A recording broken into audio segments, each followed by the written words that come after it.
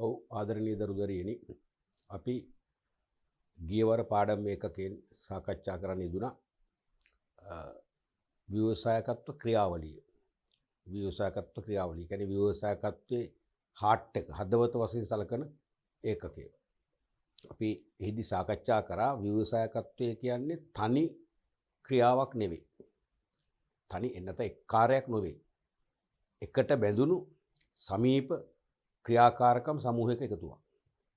ව්‍යවසායකත්වය කියන්නේ දැන් කිසියම් ව්‍යවසායකයෙකුට නවෝත්පාදන අදහසක් ආපු සැනින් නිකම්ම නවෝත්පාදන මාකට් එකට ගේන්න බෑනේ. ඒක සාමාන්‍ය ක්‍රියාවලියක් තියෙනවා ගේන. අන්නේ ක්‍රියාවලියේ මූලිකාංග පහක් කතා කරා. ඒ මූලිකාංග පහේ එකතුවෙන් තමයි නවෝත්පාදන මාකට් එකට යන්නේ. ව්‍යවසායකත්ව ක්‍රියාවලිය හැදෙන්නේ මේ විදිහටයි. ඒක අපි පළවෙනි එක කතා කරා නව්‍යතා සම්පාදනය කියලා. ඉනෝවේෂන්ස්. දැන් නව්‍යතා සම්පාදනය කියනකොටම ඒකේ සාමාන්‍ය ඒ භාෂා ශෛලියත් එක්ක අපට හැඟෙන්නේ දැනෙන්නේ භාණ්ඩයක් හදනවා වගේ එකක් නේ. නව භාණ්ඩයක් හදනවා වගේ එකක් නේ. නමුත් නව භාණ්ඩ නිෂ්පාදනයක් වෙන්නේ නැහැ. නව්‍යතා සම්පාදනය වෙන්නේ වෙළඳ පොලෙන් අදහස් ජනනය කරනවා. ඒ කියන්නේ ඉලක්ක වෙළඳ පොළ. දැන් කිසියම් නවෝත්පාදනයක් යම් කෙනෙක් සොයාගත්තොත් ඒක අලෙවි කරන්න අපේක්ෂිත පාරිභෝගික පිරිසක් ඉන්නවනේ.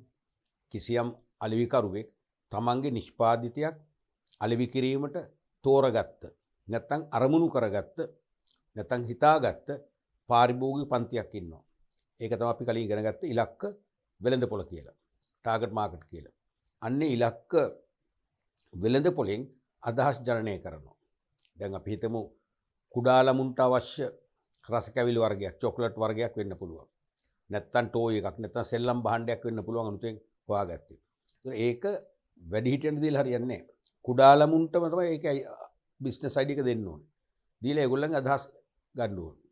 ඒගොල්ලෝ ඉල්ලන්නේ මොන වගේ හැඩයක්ද? මොන වගේ වර්ණයක්ද? මොන වගේ රසයක්ද? මොන වගේ ඇසුරුමක්ද? ආදී වශයෙන් ඒගොල්ලන්ගේ අදහස් ජනනය කරන්න. ඒ අදහස් ජනනය කරන්න 1-to-1 ඉන්ටර්විව් නැත්තම් මුහුණට මුහුණ ගිහිල්ලා සමුහ සාකච්ඡාවක් තියලා අදහස් ගන්න පුළුවන්. එහෙම නැත්තම් කෙටි ප්‍රශ්නාවලිය කියන්නේ කෙටි පිළිතුරු ලැබෙන ආකාරයේ పూర్වෙන් සකසාගත් ප්‍රශ්නාවලියක් අතර දීලා ඒගොල්ලන්ගෙන් ඒකට පිළිතුරු ලබා ගන්න පුළුවන්. ඒ වගේ ක්‍රමයකින් අදහස් ජනනය කරන් පස්සේ තීරණය කරනවා මොකද්ද ව්‍යාපාර අදහස. මොකද්ද ව්‍යාපාර අදහස? තේරුණාද? ඒ අදහස තීරණය කරන්නේ වෙළඳ පොළෙන් රැස් කරගත්ත අදහස් එක්කලා. දෙවැනි එක තමයි සංකල්ප ගොඩනැගීම සහ ව්‍යාපාර සැලැස්ම සැකසීම.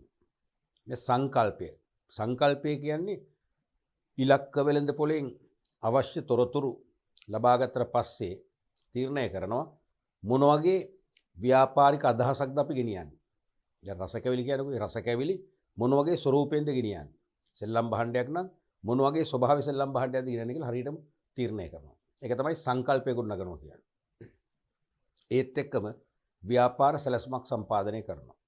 ව්‍යාපාර සැලැස්මක් කියලා කිව්වේ තෝරාගත්ත ව්‍යාපාර අදහස ආරම්භ කර පවත්වාගෙන යන්නේ කොහොමද කියලා විස්තරාත්මක පුරෝකථන වාර්තාවක් හදනවා. ඒක විස්තරාත්මකයි. ඒ කියන්නේ ආරම්භ කරන්නේ කොතනින්ද? අවශ්‍ය සම්පත් රැස් කරන්නේ කොහොමද? අවශ්‍ය සේවක සම්පත් මොනවද? ඒ ශ්‍රමිකයන් අපි සොයාගන්නේ කොහොමද? අවශ්‍ය අරමුදල් සම්පාදනය කරගන්නේ කොහොමද? ඒ වගේම නිෂ්පාදිතය මොන වගේ තාක්ෂණයක් භාවිතා කරලා මොන වගේ නිෂ්පාදන පිරියතක් තුලින් නිෂ්පාදිතය එළියට ගන්නවද? ඒ වගේම ඒක ප්‍රවර්ධනය කරන්නේ කොහොමද? මොන වගේ ආකර්ෂණීය ප්‍රවර්ධන කරව මගින් ගනුදෙනු කරුවෝ දැනුවත් කරනවද? ආදී වශයෙන් සමස්තයම කියන්නේ නවෝත්පාදන අදහස සත්‍ය නිෂ්පාදනයක් බවට පත් කරලා වෙළඳ පොළට හඳුන්වා දීම දක්වා ඒ සිදු කළ යුතු පිළිවෙල සිදු කළ යුතු ක්‍රියාපටිපාටිය කලින්ම පුරෝකථනය කරලා ලිඛිතව වාර්තාවක් හදනවා. ඒක තමයි ව්‍යාපාර සැලැස්ම. ඒතර ව්‍යාපාර සැලැස්මක් කියන්නේ දරුවනේ ඒක මාර්ගසිතියමක් හා සමානයි. රෝඩ් මැප් එකක් හා සමානයි. එතකොට ව්‍යාපාර සැලැස්මට අනුකූලව ඒ නව නිෂ්පාදන අදහස දියත් කරොත් එහෙම අනිවාර්යයෙන්ම සාර්ථකත්වයට පත් කරගන්න පුළුවන්. තුන්වෙනි එක වශයෙන් අපි කතා කරේ සම්පත් එක් රැස් කිරීම. සම්පත් එක් රාශී කර ගැනීම. දැන් ව්‍යාපාර සැලැස්මෙම කියනවනේ අවශ්‍ය භෞතික සම්පත්, මානව සම්පත්, මූල්‍ය සම්පත්, අනිකුත් සම්පත්. ඒ සැලැස්මෙන් හෙළිදරව් කරන සම්පත් වාසිදායක මාර්ගවලින් සපයා ගැනීමට ක්‍රියාත්මක වන අවස්ථාව තමයි මේ තුන්වන අදියර. එතකොට එකම අපිට අවශ්‍ය අමුද්‍රව්‍යයක් කියලා. අමුද්‍රව්‍ය සම්පත සපයන සැපයුම්කරු කීප දෙනෙක් ඉන්නවා. ඒ සැපයුම් කරන සමග අපි අදහස් සෝමාරු කරගන්නවා. සමහරට ඒගොල්ලන්ගේ අපි සාම්පල් නියදි පරීක්ෂාවට ලක් කරනවා ගිහිල්ලා. පස්සේ ඒගොල්ලන් එක අපි ගිවිසුමකුත් ඇති කරගන්න ඕනේ. අපිට අවශ්‍ය ද්‍රව්‍ය දිනකට නැත්නම් සතියකට මාසයකට කිසියම් පීරියඩ් එකක් තීරණය කළා. ඒ කාල පරිච්ඡේදයේදී අඛණ්ඩව මෙන්න මේ වගේ ද්‍රව්‍ය ප්‍රමාණයක් මේ වගේ මිලකට මේ වගේ හොඳ තත්ත්වයෙන් ලබා දී යුතු බවට. ඒතර ඒගොල්ලෝ නීත්‍යානුකූලව බැඳිලා ඉන්න අපට ඒ ද්‍රව්‍ය සපයන්නේ. අපි ඒකට කියනවා සප්ලයි චේන් සැපුම් දාමයක් ඇති කරගන්නවා කියලා. තේරුණාද? ඒකෙන් අවශ්‍ය සම්පත් වාසිදායක මාර්ග වලින්. ඒ කියන්නේ මිල සාධාරණ වෙන්න ඕනේ. පහසුවෙන් ගෙන්ව ගන්න පුළුවන් වෙන්න ඕනේ. නැත්නම් ඉක්මනින් ගෙන්න ගන්න පුළුවන් වෙන්න ඕනේ. ඊළඟට අවශ්‍ය ප්‍රමාණය ලබා ගන්න පුළුවන් වෙන්නට ඕනේ. අවශ්‍ය වෙලාවට ලැබෙන්නත් ඕනේ. ඒ වගේ අපි අවශ්‍ය ද්‍රව්‍ය නැත්නම් සම්පත් සියල්ලම එක්රැස් කරගන්නවා. ඊළඟ හතර අදිවරයෙන් අපි කතා කරේ යථාර්ථයක් බවට පත් කරනවා. යථාර්ථය නැත්නම් ඇක්චුවලයිසේෂන්. ඒ කියන්නේ දැන් ව්‍යාපාර අදහස දෙවන අදියරින් තීරණය කරා. ඒත් එකම සැලසුමක් හැදුවා. තුන්වන අදියරින් අවශ්‍ය සම්පත් එක්රැස් කරගත්තා. දැන් තියෙන්නේ සැලසුම ෆලෝ කරමින් සැලසුම අනුගමනය කරමින්. තේරුණාද? සැලසුමට අනුව ඒ සම්පත් ප්‍රශස්ත ආකාරයෙන් උපයෝජනය කරමින් අර නව නිෂ්පාදන අදහස සත්‍ය නිෂ්පාදනයක් බවට පත් කිරීම. ඒක තමයි හතරවන අදියර. සත්‍ය නිෂ්පාදනයක් බවට පත් කරලා අපි ළඟ තියාගන්න නැහැ. ඒක වෙළඳපොළට ගෙන යාමත් එයා දිරින් වෙනවා. එහෙනම් නව භාණ්ඩය නිර්මාණය කිරීම සහ වෙළඳපොළට හඳුන්වා දීම. තමයි හතරවන අවස්ථාව. පස්වන අවස්ථාව තමයි ප්‍රතිලාභ ලැබීම. harvesting stage එක. ප්‍රතිලාභ ලබන අවධිය. ඒ කියන්නේ ඒ භාණ්ඩය හෝ සේවාව වෙළඳපොළේ අලෙවි කිරීම තුළින් අපි ලාභ උපයනවා. ඒ කියන්නේ ලැබෙන ආදායමින් වියදම් ආවරණය කරගත්තට පස්සේ අපි ලාභ උපයනවා. ඒ ලාභයෙන් කොටසක් හිමිකරුව භුක්ති විඳිනවා. හිමිකරුවන් අතර බෙදා ගන්න අයිතියක් තියෙනවා. තවත් කොටසක් ප්‍රත්‍යායෝජනය කරනවා. මොකටද ප්‍රත්‍යායෝජනය කරන්නේ? ව්‍යාපාරය තවදුරටත් සංවර්ධනය කරන්න. ඉදිරියේදී පුළුල් කරන්න. අපි හිතමු මේ නිෂ්පාදිත ඉතා ඉක්මනින් ජනප්‍රිය වුණා. ඉලක්ක වෙළඳපොළෙන් අපි අපේක්ෂා කළාට වඩා එහා ගිය වැඩි ඉල්ලුමක් ලැබුණා. ඒ ඉල්ලුම තව තවත් වර්ධනය වන මොකද්ද? ප්‍රවණතාවක් අපිට පේනවා. ඒ කියන්නේ මේ ලැබෙන ඇණවුම් අනුව අපි දන්නවා මේ ඉල්ලුම තව තවත් ඉහළ යනවා.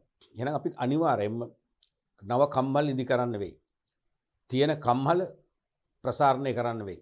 අලුතෙන් ගබඩා ඉදි කරන්න වෙයි. නව යන්ත්‍රෝපකරණ ලබා ගන්න වෙයි.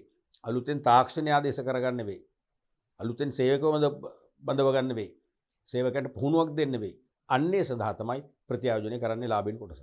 ප්‍රත්‍යායෝජනය කරලා ඉදිරියේදී ව්‍යාපාරය තවදුරටත් සාර්ථක ව්‍යාපාරයක් බවට පරිවර්තනය කරගන්න. ඕක තමයි ව්‍යවසායකත්ව ක්‍රියාවලියේ ප්‍රධාන අදියරයන් 5. අපි ඊට පස්සේ කතා කරා ඉස්සෙල්ල එකකේදී ඒ ව්‍යවසායකත්ව ක්‍රියාවලියක් ප්‍රධාන ආකාර දෙකකින් සිදුවන බව. ප්‍රධාන ආකාර දෙකකින්. එකක් තමයි වෙළඳපොළෙන් ඇදෙන ව්‍යවසායකත්වය. වෙළඳපොළෙන් ඇදෙන ව්‍යවසායකත්වය. ඒ කියන්නේ මාකට් පුල්ඩ් ඔන්ටර්ප්‍රීනර්ෂිප් කියන එක. ඒ කියන්නේ පළමුව වෙළඳපොළේ පර්යේෂණ මගින් නැත්නම් වෙළඳපොළ අධ්‍යයනයක් කරලා ගැටලු හඳුනා ගන්නවා. මොකද්ද ගැටලු කියන්නේ? වෙළඳපොළේ ඉලක්ක ගනුදෙනුකරුවන්ගේ වුවමනා තෘප්තිමත් නොවු මට්ටම. වුවමනාවක් තෘප්තිමත් වෙලා නම් නැත්නම් වුවමනා තෘප්තිමත් කරගන්න හැකි භාණ්ඩ හා සේවා තිබෙනවා නම් ප්‍රශ්නයක් නැහැ, ගැටලුවක් නැහැ. වුවමනා තෘප්තිමත් කර ගැනීමට යෝග්‍ය තත්ත්වයේ භාණ්ඩ හා සේවා වෙළඳපොළේ නැත්නම් එතන තියෙන හිඩසක්. ඒක තමයි ගැටලුව කියන්නේ. සමහර විට ඒ අවශ්‍ය භාණ්ඩය හෝ සේවාව නොමැති නිසා ඊට සමීප භාණ්ඩ හා සේවා පරිභෝජනය කරනවා. කියන්නේ නැතිකමට පරිභෝජනය කරනවා. නමුත් ගනුදෙනු කරව තෘප්තිමත් නැහැ. ඒ කියන්නේ ගැටලුවක් තියෙනවා. අන්නේ ගැටලුව තුලින් මොකද කරන්නේ? අවස්ථාවක් අපි හඳුන ගන්නවා. මතකද මම පැහැදිලි කරා මේ පාඩම ආරම්භයේ සිටම සෑම ගැටලුවකින්ම අවස්ථාවක් මතුවේ. හරියට එකම කාසිය දෙපැත්ත වගේ. කාසිය එක පැත්තක ගැටලුවක් තියෙනවා නම් ප්‍රශ්නයක් තියෙනවා නම් අනිත් පැත්තේ තියෙන අවස්ථාවක්. තේරෙනවද? ඒ කියන්නේ ගැටලුවට විසඳුමක් එපේ. එහෙනම් විසඳුමක් ලබා දීමට අවස්ථාවක් තියෙනවා. මතකනේ අවස්ථාව කිව්වක කිසියම් ගැටලුවක් සඳහා නව භාණ්ඩයක් හෝ සේවාවක් හඳුන්වා දීමෙන් හෝ පවත්නා භාණ්ඩය නවීකරණය කර වැඩිදුරු කිරීමෙන් හරි අර ගැටලුවට උත්තර දීමේ හැකියාවක් තියෙනවා. ඒ හැකියාව තමයි අවස්ථාව කියන්නේ. එහෙනම් ගැටලුව හඳුන ගන්නවා, දෙවනුව එකකින් අවස්ථා මතු කර ගන්නවා. ඒ අවස්ථා අනුව තුන්වෙනි අවස්ථාවේ විසඳුමක් ලබා දෙනවා. විසඳුම කියන්නේ කිසියම් ව්‍යාපාරික අදහසක් කරා විසඳුම ලබා දෙනවා. ඒ කියන්නේ දැන් ගැටලුව තියෙනවා, ඒකෙන් අවස්ථාවක් අපි තේරුම් ගන්නවා.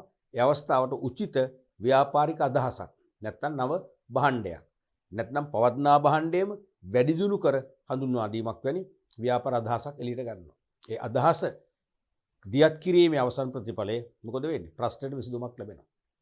ඒ තුලින් ව්‍යාපාර අවස්ථාව උදා වෙනවා. එහෙනම් පළවෙනි එක තමයි ගැටලුව, දෙවෙනි එක අවස්ථාව, තුන්වෙනි එක විසඳුම නැත්නම් ව්‍යාපාර අදහස, හතරවෙනි එක එහි ප්‍රතිඵලය ගැටලුවට උත්තරයක් ලැබිලා ඒ ප්‍රශ්න විසඳලා යනවා.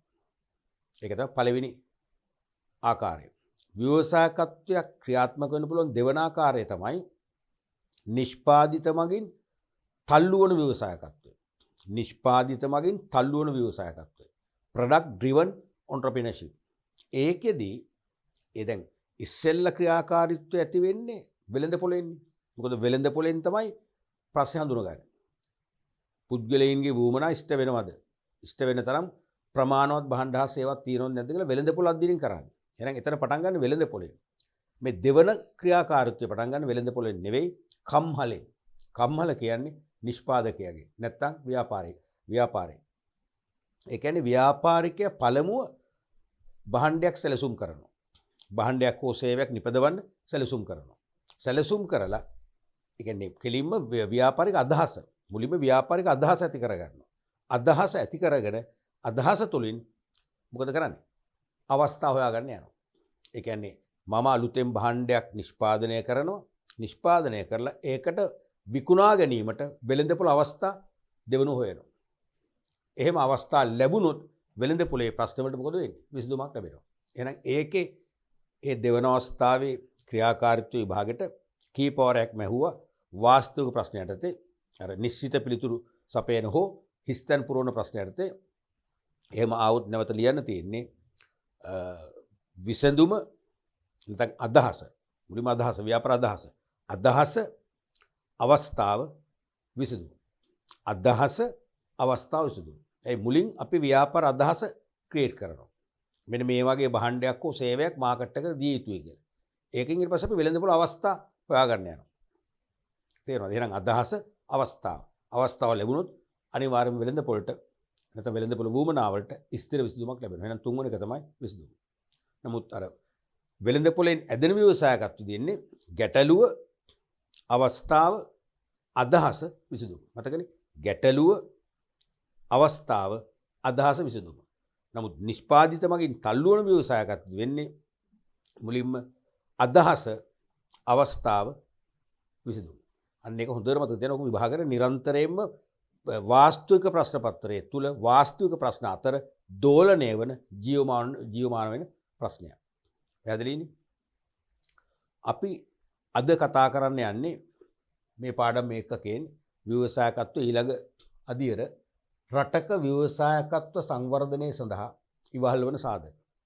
රටක ව්‍යවසායකත්ව සංවර්ධනය සඳහා ඉවහල් වන සාධක. මේ ඒකකේ ඊටාම වැදගත්. එකක් අපිට විභාගෙට ගැටලු යොමු වන නිසා අනිත් එක දැන් අද දවසේ ඔබ මේ DP education පාඨමාලාව පරිශීලනය කරන සිසු පරපුරට අයත් වුණත් හෙට දවස මීට වෙනස්. නැත්නම් නුදුරු අනාගතයේදී ඔබත් මේ ව්‍යාපාර ලෝකේ ව්‍යවසායකයන් අතර පංගුකාරයෙක් වෙන්න පුළුවන් අනිවාර්යෙන් වෙනවා. කීප දිනක් හරි වෙනවනේ. අන්න ඒ වගේ හෙට දවසේදී ව්‍යාපාර ලෝකයට ප්‍රවේශ වෙන්න ඡායා අදහසක් හරි තියෙන අයට මේක අතිශය වැදගත්. අපි හිතමු හෙට දවසේ ව්‍යාපාර ලෝකයට ප්‍රවේශ වෙන්න දැනට ඡායාදාසක්වත් නැහැ, හිතේ කොනකවත් නැහැ. එනමුදු අපි අත්දැකීමෙන් දන්නවා තවත් වසර කීපයකින් ඔබ නොහිතන විදියට අනිවාර්යෙන් ව්‍යාපාර ලෝකයට ප්‍රවිෂ්ඨ වීම අදහස ඔබට ඇති වෙනවා. සමහරට ඔබ සිහිනමවනවා මම වරලත් ගණකාධිකාරීවරයෙක් වෙනවා. මම බැංකුවක බැංකු කළමනාකරුවෙක් වෙනවා. නැත්තම් ප්‍රසිද්ධ සමාගමක මූල්‍ය අධ්‍යක්ෂකවරයෙක් වෙනවා. මූල්‍ය කළමනාකරුවෙක් වෙනවා. එහෙම අදහස් තියෙන අය පවා තව ටිකක් පරිණත වෙද්දී අධ්‍යාපනය ඇති කියලා නතර කරන කාලයක් එද්දී සමහරට ව්‍යවසායගත ලෝකයට තමන්ගේම ව්‍යාපාරික හිමිකරුවෙක් වීමේ ආසාවක් සිහිනයක් ඇති වෙනවා. අන්න එවැනි අයටත් එදාට හරි වළංගුයි දැන් මේ උගන්වන්නේ. මොකද අපි දැනගන්න ඕනේ රටක ව්‍යවසායකත්වය නිකම්ම දිනු වෙන්නේ නැහැ. ව්‍යවසායකත්වය ඇති වෙලා ඇත්තටම සක්‍රියාකාරයෙන් ක්‍රියාත්මක වෙලා නවෝත්පාදන හඳුන්වා දීමින් වෙළඳ පොළ කලඹවන සුපිරි ව්‍යවසායකයෙක් වන්නට නම් එයා වෙත ඉටු විය යුතු කාරණා කීපයක් අවශ්‍යතා කීපයක් තියෙනවා. දැන් මම ලංකාවෙත් විදේශ ගත වෙච්ච අවස්ථාවල ගොඩක්කට මම ගොඩක් මේ පරිසරය කෙරෙහි විපරම් වෙන කෙනෙක්. ඒක මම විෂය උගන්වන ගුරු වෘත්තියෙන් ආපු ඥාන නිසා වෙන්නත් පුළුවන්. එහෙම නැත්නම් මම හැමදාම ඊයට වඩා අද අලුත් දෙයක් ඉගෙන ගන්න පුරුද්දක් තියෙන පුංචි කාලේ ඉඳන්. ඒ නිසා වෙන්නත් පුළුවන්. ඒ හේතු දෙක නිසා වෙන්නත් පුළුවන්. විශේෂයෙන්ම ගුරු භූමිකාවේ ඉන්න කෙනෙක් වශයෙන් මම කොහේ ගියත් පරිසර අධ්‍යයනයේ යෙදෙනවා. මම පවුලේ අය එක්ක ගියා සමහරට ඒගොල්ලෝ එක්ක ඉන්න ගමනුත් මම ඒගොල්ලන්ටත් හොරා මගේ හිතරත් හොරා මගේ අවධානය පරිසරයට යනවා. ඉතින් ඒ පරිසරයට අවධානය යොමු කරන අතර මට විවිධ තරාතිරම්බර පුද්ගලයෝ මුණ ගැහෙනවා. මම ඒගොල්ලොත් එක්ක සාකච්ඡා කරනවා. සාකච්ඡා කරා මට අහඹු ලෙස ප්‍රාථමික මට්ටමේ ව්‍යවසායකව මුණ ගැහිලා තියෙනවා. ඒ වගේම දුක දිනා ජයගත් හපන්නු ගණයට දාන්න පුළුවන් ඉතා දියුණු තලයේ ඉන්න ව්‍යවසායකොත් මුණ ගැහිලා තියෙනවා. එක්තරා අවස්ථාවකදී මම යනවා ඈත ප්‍රදේශයකට. ගියාම ලස්සන තැනක්. එතන හොඳට භූමිය හොඳට ඉඩ තියෙන තැනක්. හොඳට ගස් කොළන් වවලා හරිත උයනක් හා සමානයි. එතන මේ පුංචි අවන්හලක්. හැබැයි පිටිපස්සෙන් ලොකු බිල්ඩින් එකක් ඉදි කරනවා. ඒක ඉතින් මට හිතා ගන්න බෑ මුලින්. මට හිතුණා මෙතන පුංචි හෝටලයක් වෙන්නේ නැති. කාමර පහසුකම් තියෙන හෝටලයක් වෙන්නේ නැති. එහෙම නැත්නම් මේක ශ්‍රවණාගාරයක් වෙන්නේ නැති. එහෙම නැත්නම් මෙතන සමහරට කියන්නේ බසාර් එකක් නැත්නම් කඩ වීදියක් වෙන්න පුළුවන්. එක දේවල් එක් හිතෙනවා. ඉස්සරහා පුංචි කඩයක් උණු ආප්ප තියෙන. ඉතින් මම උතන ඒ ආප්ප අරගෙන මම පරිභෝජනය කරන අතරේ ඉතින් අයිතිකරුවා කියලා හිතන මිනිස්සයා මන්ට සමීප වුණ පස්සේ මම ඒකත් එක්ක කතා කරනවා. එයා අයිතිකරුවා තමයි. එයා අවුරුදු 28ක් රාජ්‍ය සේවයේ ඉඳලා ඒකෙන් ඉවත් වෙලා. ඇත්තටම ඉවත් වෙලා නෙවෙයි. ඔබ අහලා ඇති ජූලි වැඩවර්ධනයක් තිබුණා 80 ගණන් වල. 83 ජූලි වැඩවර්ධනය. ඒකෙන් ලක්ෂ ගාණක් සේවයෙන් පහ කරා. රජයේ බලය පාවිච්චි කළේ ඒ ජූලි වැඩවර්ධනය නිසා රැකියාව අහිමි වෙච්ච පුද්ගලයෙක්. ඉතින් යා ලස්සන ව්‍යාපාර අදහසක් එතන ඉස්මතු කරගෙන ඉන්නේ. එතන මාව පස්සේ මාව එකගෙන ගියා. එතන ඉඳන් එයාගේ ඉඩමෙන්ම වත්තෙන්ම මීටර් 100ක් විතර ඒ අර තුරු සෙවණ යටින්ම ඇවිදගෙන ගියන් පස්සේ ලොකු ගඟක්ම නෙවෙයි ඒක අපි ඇලක් කියමුකෝ. සාමාන්‍යයෙන් ගඟකට ආසන්න ඇලක් තියෙනවා. ඒකේ බෝට් සර්විසකුත් එයා දාලා තියෙන්නේ. මම ගියේ නැහැ. මොකද මට ඇත්තටම ආරාධනාවක් කළා යන් කියලා. මට වෙලා නැහැ. එයා කිව්වා මෙතන ඉඳන් ගියන් පස්සේ කිලෝමීටර් 2ක් විතර ගියන් පස්සේ කුරුළු වෙනත් වෙනවා. මේක සර් ලංකසිතියේ නැති කුරුළු පාරාදීසයක් කිව්වා. හරිම ලස්සනයි කිව්වා. මගේ අදහස දැන් මේක මෙතනින් දැන් මේ මගේ නවාතන් පොලේ ඉඳන් තවත් කිලෝමීටරයක් එහාට ගියාම ප්‍රධාන නගර දෙකක් යා කරන අලුත් ප්‍රධාන මාර්ගයක් ඉදි වෙනවා කිව්වා. මේ ප්‍රධාන මාර්ගය ඇති වෙනවා. ඒකට මේ තව වාහන ගමන් කරන වැඩි කිව්වා. දැන් සර්ලා දුර බැහැරි ඉඳන් කොහෙ එන්නේ? මම මේ පිටිපස්සේ බිල්ඩින් එක හදන්නේ සර්ලා වගේ ආවන් පස්සේ අඩු ගානේ පැයක් ඕන. සර්ට ඉතා වෙහෙසයි. සර්ට නිදිමතයි විවේකී අවශ්‍යයි. පැයක් හරි පැය දෙකක් හරි මම දෙනවා. මේ කාමරයක් සර්ට විවේක ගන්න. මම ඒකට සුළු මුදලක් අය කරනවා. මේ සංචාරක හෝටල් වගේ විශාල මුදලක් අය කරන්නේ. සර්ට මම අවශ්‍ය කැම්බීම ලෑස්ති කරලා දෙනවා. සර්ට මම නිින්දෙන් අවදි කරන්න ඕන වෙලාවට මම නිින්දෙන් අවදි කරවනවා. සර්ට වොෂ් එකක් දාගන්න පුළුවන්. නා ගන්න පුළුවන්. ඕන්නම් මමත් එක්ක කුරුළු පාරාදීසිය බලන්න පුළුවන්. ඒ වගේ. ඒ කියන්නේ අවම මට්ටම. එහෙම නැත්නම් කැමැති ඇයට දවසක් හෝ රාත්‍රියක් හෝ ගත කරලා කුරුළු පාරාදීසිය නරඹලා සර්ලා ඇනවුම් කරන ඕනෑම ආහාර වර්ගයක් සපයලා සර්ලට සතුටක් දෙනවා. මං එකෙන් පුංචි ලාභයක් ගන්නවා සර්. මට ඕනේ මිනිස්සුන්ට සතුට ලබා දෙන්න. හොඳ මානසිකත්වයක් තියෙන පුද්ගලෙක් කතා බහ කරන ආකාරය එනවා. එයා කියන්නේ මිනිස්සුන්ගේ සතුටයි මට ඕනේ. මට ඕනේ මිනිස්සු සතුටු කරලා සාධාරණ ලාභයක් උපයන්න. ඇත්තටම සාධාරණ ව්‍යාපාරිකයෙක් වෙන්න පුළුවන්. ඉතින් එයාගේ අදහස හොඳයි. එතන ව්‍යවසායකත්ව සංකල්ප තියෙනවා. ඉතින් එයා කියනවා මම ලිස්ට් එකක් කිව්වා. බැංකු කීපයකට ගියකො ලක්ෂ 25ක ණයක් ගන්න. මට මේක ලක්ෂ 25කින් සම්පූර්ණ නිම කරන්න පුළුවන් කිව්වා. ඒතර මේ ගමේ මිනිස්සුන්ට මං රැකියාව දෙනවා. මම පිටස්තරය ගන්නෑ. මගේ බෝට් සර්විස් එක ගන්නේ ගමේ අය. මගේ අවන්හල නවාතැන් පොළ සඳහා විවිධ සේවා සපයන්න ගන්නේ ගමේ අය. ගමේ අයට මම රැකියා අවස්ථා ලබා දෙනවා. කිසි කෙනෙක් කිසිම බැංකුවක් මට උදව් කරන්නේ නැහැ කිව්වා. සර් හරිනම් අපිට බැංකු හොයාගෙන ඇවිල්ලා උදව් කරන්න ඕන කිව්වා. එයා බොහොම කනගාටුදායක ප්‍රකාශයක් කළේ. තේරෙනවද? ඉතින් ඒ නිසා මම දැන් අවුරුදු 1කමාරක් තිස්සේ මේ එකතන හිර වෙලා ඉන්නවා කිව්වා. ඕක තමයි ඇත්ත කතාව. දැන් බලන්න එයා හොඳ ව්‍යවසායකත්ව සංකල්ප තියෙන කෙනෙක්. අතරමඟ කෙනෙක් තා දුෂ්කර ප්‍රදේශයක ඉඳන් දුෂ්කර ප්‍රදේශයක් හරහා ගමන් කරන මගීන්ට අවශ්‍ය පහසුකම් අවංකව සපයන්න හොඳ ව්‍යවසායකත්ව සංකල්ප ඇතුළත් වූ ව්‍යාපාරයක් කරගෙන යන්න උත්සාහ කරනවා. නමුත් එයාට මූල්‍ය පහසුකම් ලැබෙන්නේ නැහැ. දැන් ඔය කතාවෙම අනෙක් පැත්ත තමයි විදේශ රටවල තියෙන්නේ. දැන් මම දන්න රටක් මගේ සහෝදරයා සහ මිත්‍රෝ ගණනාවක් ජීවත් වන රටක් තමයි ජර්මනිය. දියුණු රටක්. ජර්මනිය තත්ත්වයට වඩා වෙනස්. ජපානයේ තත්ත්වයට වඩා වෙනස් අපි අහලා තියෙන විදියට. තේරෙනවද? දැන් ජර්මනිය මම පුද්ගලිකව ගිහිල්ලා අත්දැකපු කෙනෙක්. ජර්මනිය ඔය වගේ නව ව්‍යාපාර අදහසක් ඇති කරගත්තම අපි හිතමු මෙයා ප්‍රථම වතාවට යනවා කියලා බැංකුවකට. අපි හිතමු ජර්මනියේ තියෙන ලංකාව වගේ වාණිජ බැංකු තියෙනවනේ. බැංකුවකට ගිහලා ඒ බැංකුවට එයාගේ අදහස ඉදිරිපත් කරලා බැංක් ලෝන් එකක් ඉල්ලනකොට බැංකුවත් ක්‍රියාත්මක වෙනවා. ක්‍රියාත්මක වෙන විතරක් නෙවෙයි බැංකුව ඊට පස්සේ තේරුම් ගන්නවා මෙයාට ලෝන් එක විතරක් දීලා මදි. ණය මුදල පමණක් දීලා මදි. මෙයාට තාක්ෂණික උපදේශන සේවා අවශ්‍යයි. මෙයාට අලෙවිකරන උපදේශන සේවා අවශ්‍යයි. මෙයාට අවශ්‍ය අමුද්‍රව්‍ය සපයාගත හැකි සැපයුම් කරු අවශ්‍ය වෙනවා. අන්නේ අවශ්‍යතාත් තේරුම් අරගෙන බැංකුව මැදිහත් වෙලා ඒ අදාළ ස්ථානවලට මෙයා යොමු කරනවා. දැන් ලංකාවේ කියලා ගමුකෝ. ලංකාවේ නම් අපි තු කාර්මික තාක්ෂණික ආයතන යොමු කරනවා තාක්ෂණික සහාය ලබා ගන්න. ඇල්විටිගල මාවතේ තියෙන ප්‍රමිති ආයතන යොමු කරනවා භාණ්ඩ වලට අදාළ ප්‍රමිතියක් සකස් කරගන්න. තේරුණාද? අපි හිතමු ඒ අලුත් භාණ්ඩයක් නම් මේක විලාසිතා මවන භාණ්ඩයක් නම් ජාතික මෝස්තර මධ්‍යස්ථානය වගේ තැන යොමු කරනවා. බලන්න බැංකුවයි ඒක කරන්නේ. ඒ කියන්නේ බැංකුව ණය මුදල මුදා හැරීමෙන් පමණක් අධික පිළිලා පැත්තකට වෙන්නේ නැහැ. ඒ බැංක් බලන්න ඒ රටවල් දියුණු වෙන්නේ ඒකනේ. සාමූහිකයි. ඒ රටවල් දියුණු වෙන හේතුව මොකද්ද? සාමූහික බව. ඒ බැංකුව ණය දෙන ගමන් එක පැත්තක් මේ ව්‍යාපාරේ සාර්ථක වුණොත් තමයි බැංකුවට අවදානමකින් තොරව, බුන්වත් අවදානමකින් තොරව, බංකොලොත් අවදානමකින් තොරව මේ ණය ගනුවාගෙන් ණය අපසු අය කරගන්න පුළුවන්.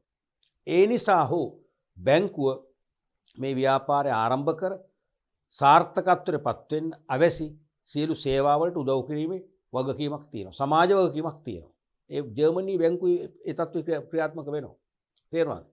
අපි හිතමු ජර්මනියේ බැංකුව කර නෙවෙයි. මෙයා මුලින් යනවා දැන් ලංකාවේ මම උදාහරණ ගන්න. ලංකාවේ කාර්මික තාක්ෂණික ආයතන වගේ තාක්ෂණික ආයතන හේ තියෙනවනේ මීට වඩා. එවැනි තාක්ෂණික ආයතනට ගිහිල්ලා කියනවා මට ඔක්කොම ප්‍රශ්න විසඳ ගන්න පුළුවන්. මට මේ නවීන තාක්ෂණය තමයි ගැටලු තියෙන්නේ. මට තාක්ෂණික උපදේශන සේවා දෙන්න. මට තාක්ෂණ පැත්තෙන් උදව් කරන්න. උදව් කරනවා විතරක් නෙවෙයි තාක්ෂණික ආයතනයක් තීරණය කරනවා මෙයාට තාක්ෂණික උපදේශ දුන්නට මදි. මේ තාක්ෂණය ඇත්තටම මෙයාගේ ව්‍යාපාරය තුළ ක්‍රියාත්මක කරන්න මෙයාට නවීන යන්ත්‍ර උපකරණ ගන්න ඕනේ. නව sannivedana මාධ්‍ය නැත්නම් sannivedana මාධ්‍යයන් නැති කරගන්න sannivedana උපාංග අත්පත් කරගන්න වෙනවා. sannivedana සම්බන්ධතා ලබා ගන්න වෙනවා. ඒවට විශාල මුදලක් යනවා. එහෙනම් මෙයා මේ කියන විදියට මෙයා සතුව තියෙන ධනෙ පමණක් මේකට ප්‍රමාණවත් වෙන්නේ නැහැ. මෙයාට අනිවාර්යයෙන්ම බැංකුවක උදව්වක් ඕනේ. අන්න ඒ රටේ තාක්ෂණික ආයතන මෙයා බැංකුවකට සම්බන්ධ කරනවා. පේනවද මේකේ දෝලණය වෙච්ච ලස්සන? දැන් බැංකුවකට ගියාම බැංකුව අර වගේ ආයතනකට යොමු කරනවා. ඒ වගේ ආයතනකට පළමුව ගියොත් බැංකුවටත් යොමු කරනවා. සාමූහික බව. ඔන්න රටක් දියුණු වීමේ එක රහසක් මම හෙළිදරව් කරන්නේ. එහෙම ව්‍යවසායකත්වයට උදව් කරන්න එපයි. අනික ජර්මනියේ තියෙනවා ජර්මනියේ තියෙනවා 10 වසර. ඒ කියන්නේ ස්ටේජ් 9 කියලා තියෙන පාසල් වල ඒ 10 වසර නැත්නම් ස්ටේජ් 9 වලදී සිසුන්ට තීරණයක් ගන්න පුළුවන්. මම මේ පාසල් අධ්‍යාපනය තුලින් වැඩිදුර අධ්‍යාපනය ලැබලා විශ්වවිද්‍යාල අධ්‍යාපනය ආචාර්ය උපාධිය දක්වා ගමන් කරනවද නැද්ද? එහෙම ගමන් කරන්නේ නැත්නම් මම මෙතනින් මට ගැළපෙන මගේ හිතට ගතට දැනෙන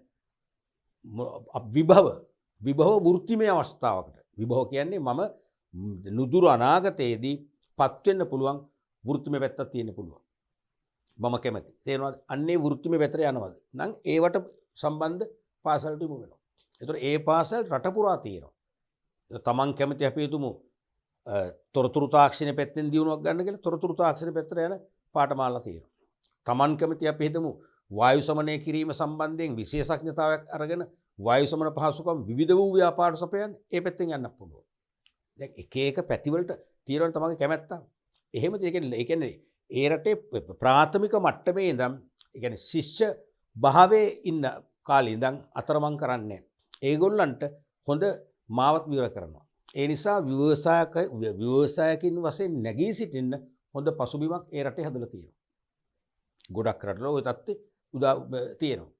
තේරෙනවද? දැන් අපේ රටෙත් කිසියම් උත්සාහයක් ගන්නවා. වෘත්තීය පාඨමාලා පවත්වන්න. තේරෙනවද?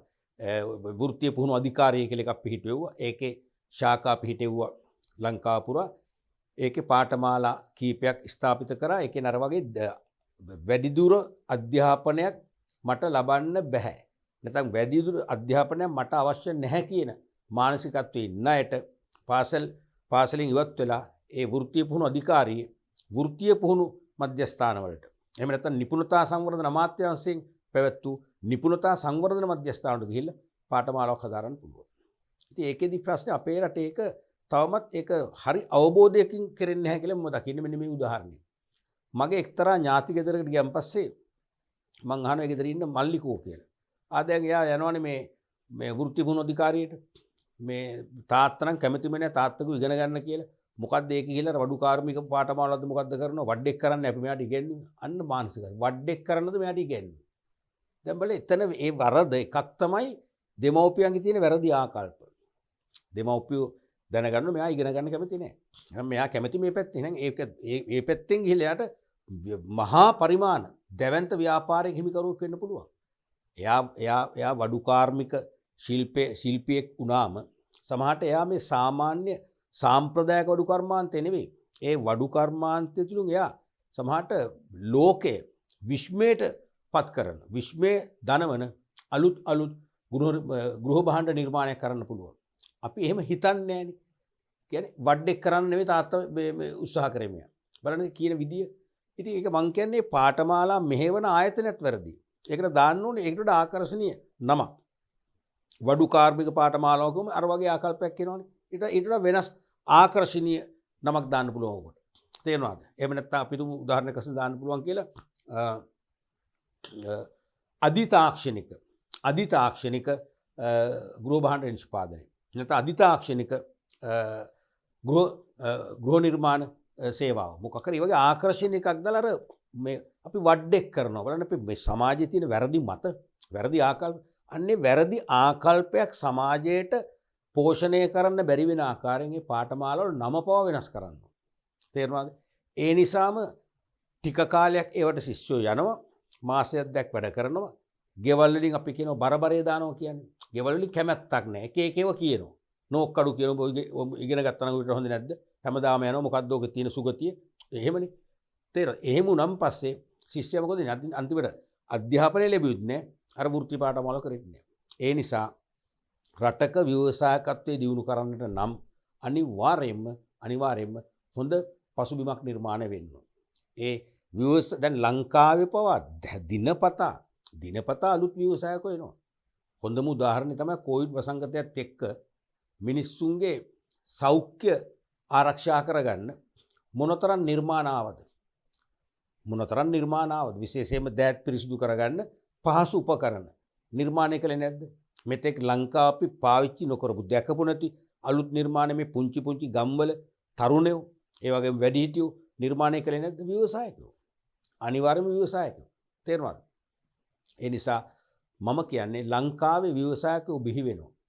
ඒ බිහි වෙන ව්‍යවසායකයන්ගෙන් ඇත්ත ව්‍යවසායක ලෝකයක් ගොඩනගන්න නම් අපි අනිවාර්යයෙන්ම ඒගොල්ලන්ට පසුබිම් සාධක කීපයක් සකස් කරලා දෙන්න ඕන. නැත්නම් ඒගොල්ලන්ට හොඳ ව්‍යවසායකත්වයේ පසුබිමක් නිර්මාණය කරන්න ඕන. ඒ නිර්මාණය කිරීමේදී අවශ්‍යතා කීපයක් සම්පූර්ණ වෙන්න ඕන. ඒ අවශ්‍යතා තමයි අපි මේ කතා කරන්නේ. පළවෙනි එක තමයි දියුණු මූල්‍ය වෙළඳපොළක්. දියුණු මූල්‍ය වෙළඳපොළක්. Develop finance market.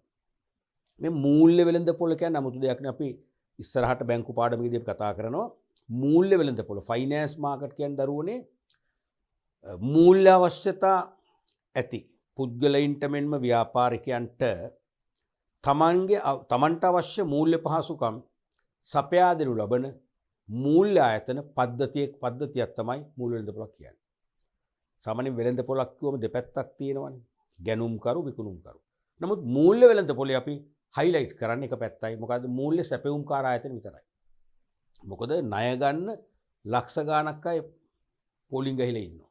නමුත් ණය දෙන ආයතන අඩු. ඒ නිසා මූල්‍ය වෙළඳපොළක අසහාය සාධකයේ වෙන්නේ ගනුවා නෙවෙයි දෙන කෙනා. එනම් ණය සපයන කෙනා. ඒ නිසා මූල්‍ය වෙළඳපොළක් අර්ථකථනය කරන්නේ ඒ කියන්නේ මූල්‍ය අවශ්‍යතා ඉටු කරන ලබන මූල්‍ය ආයතන පද්ධතියක් විදිහට.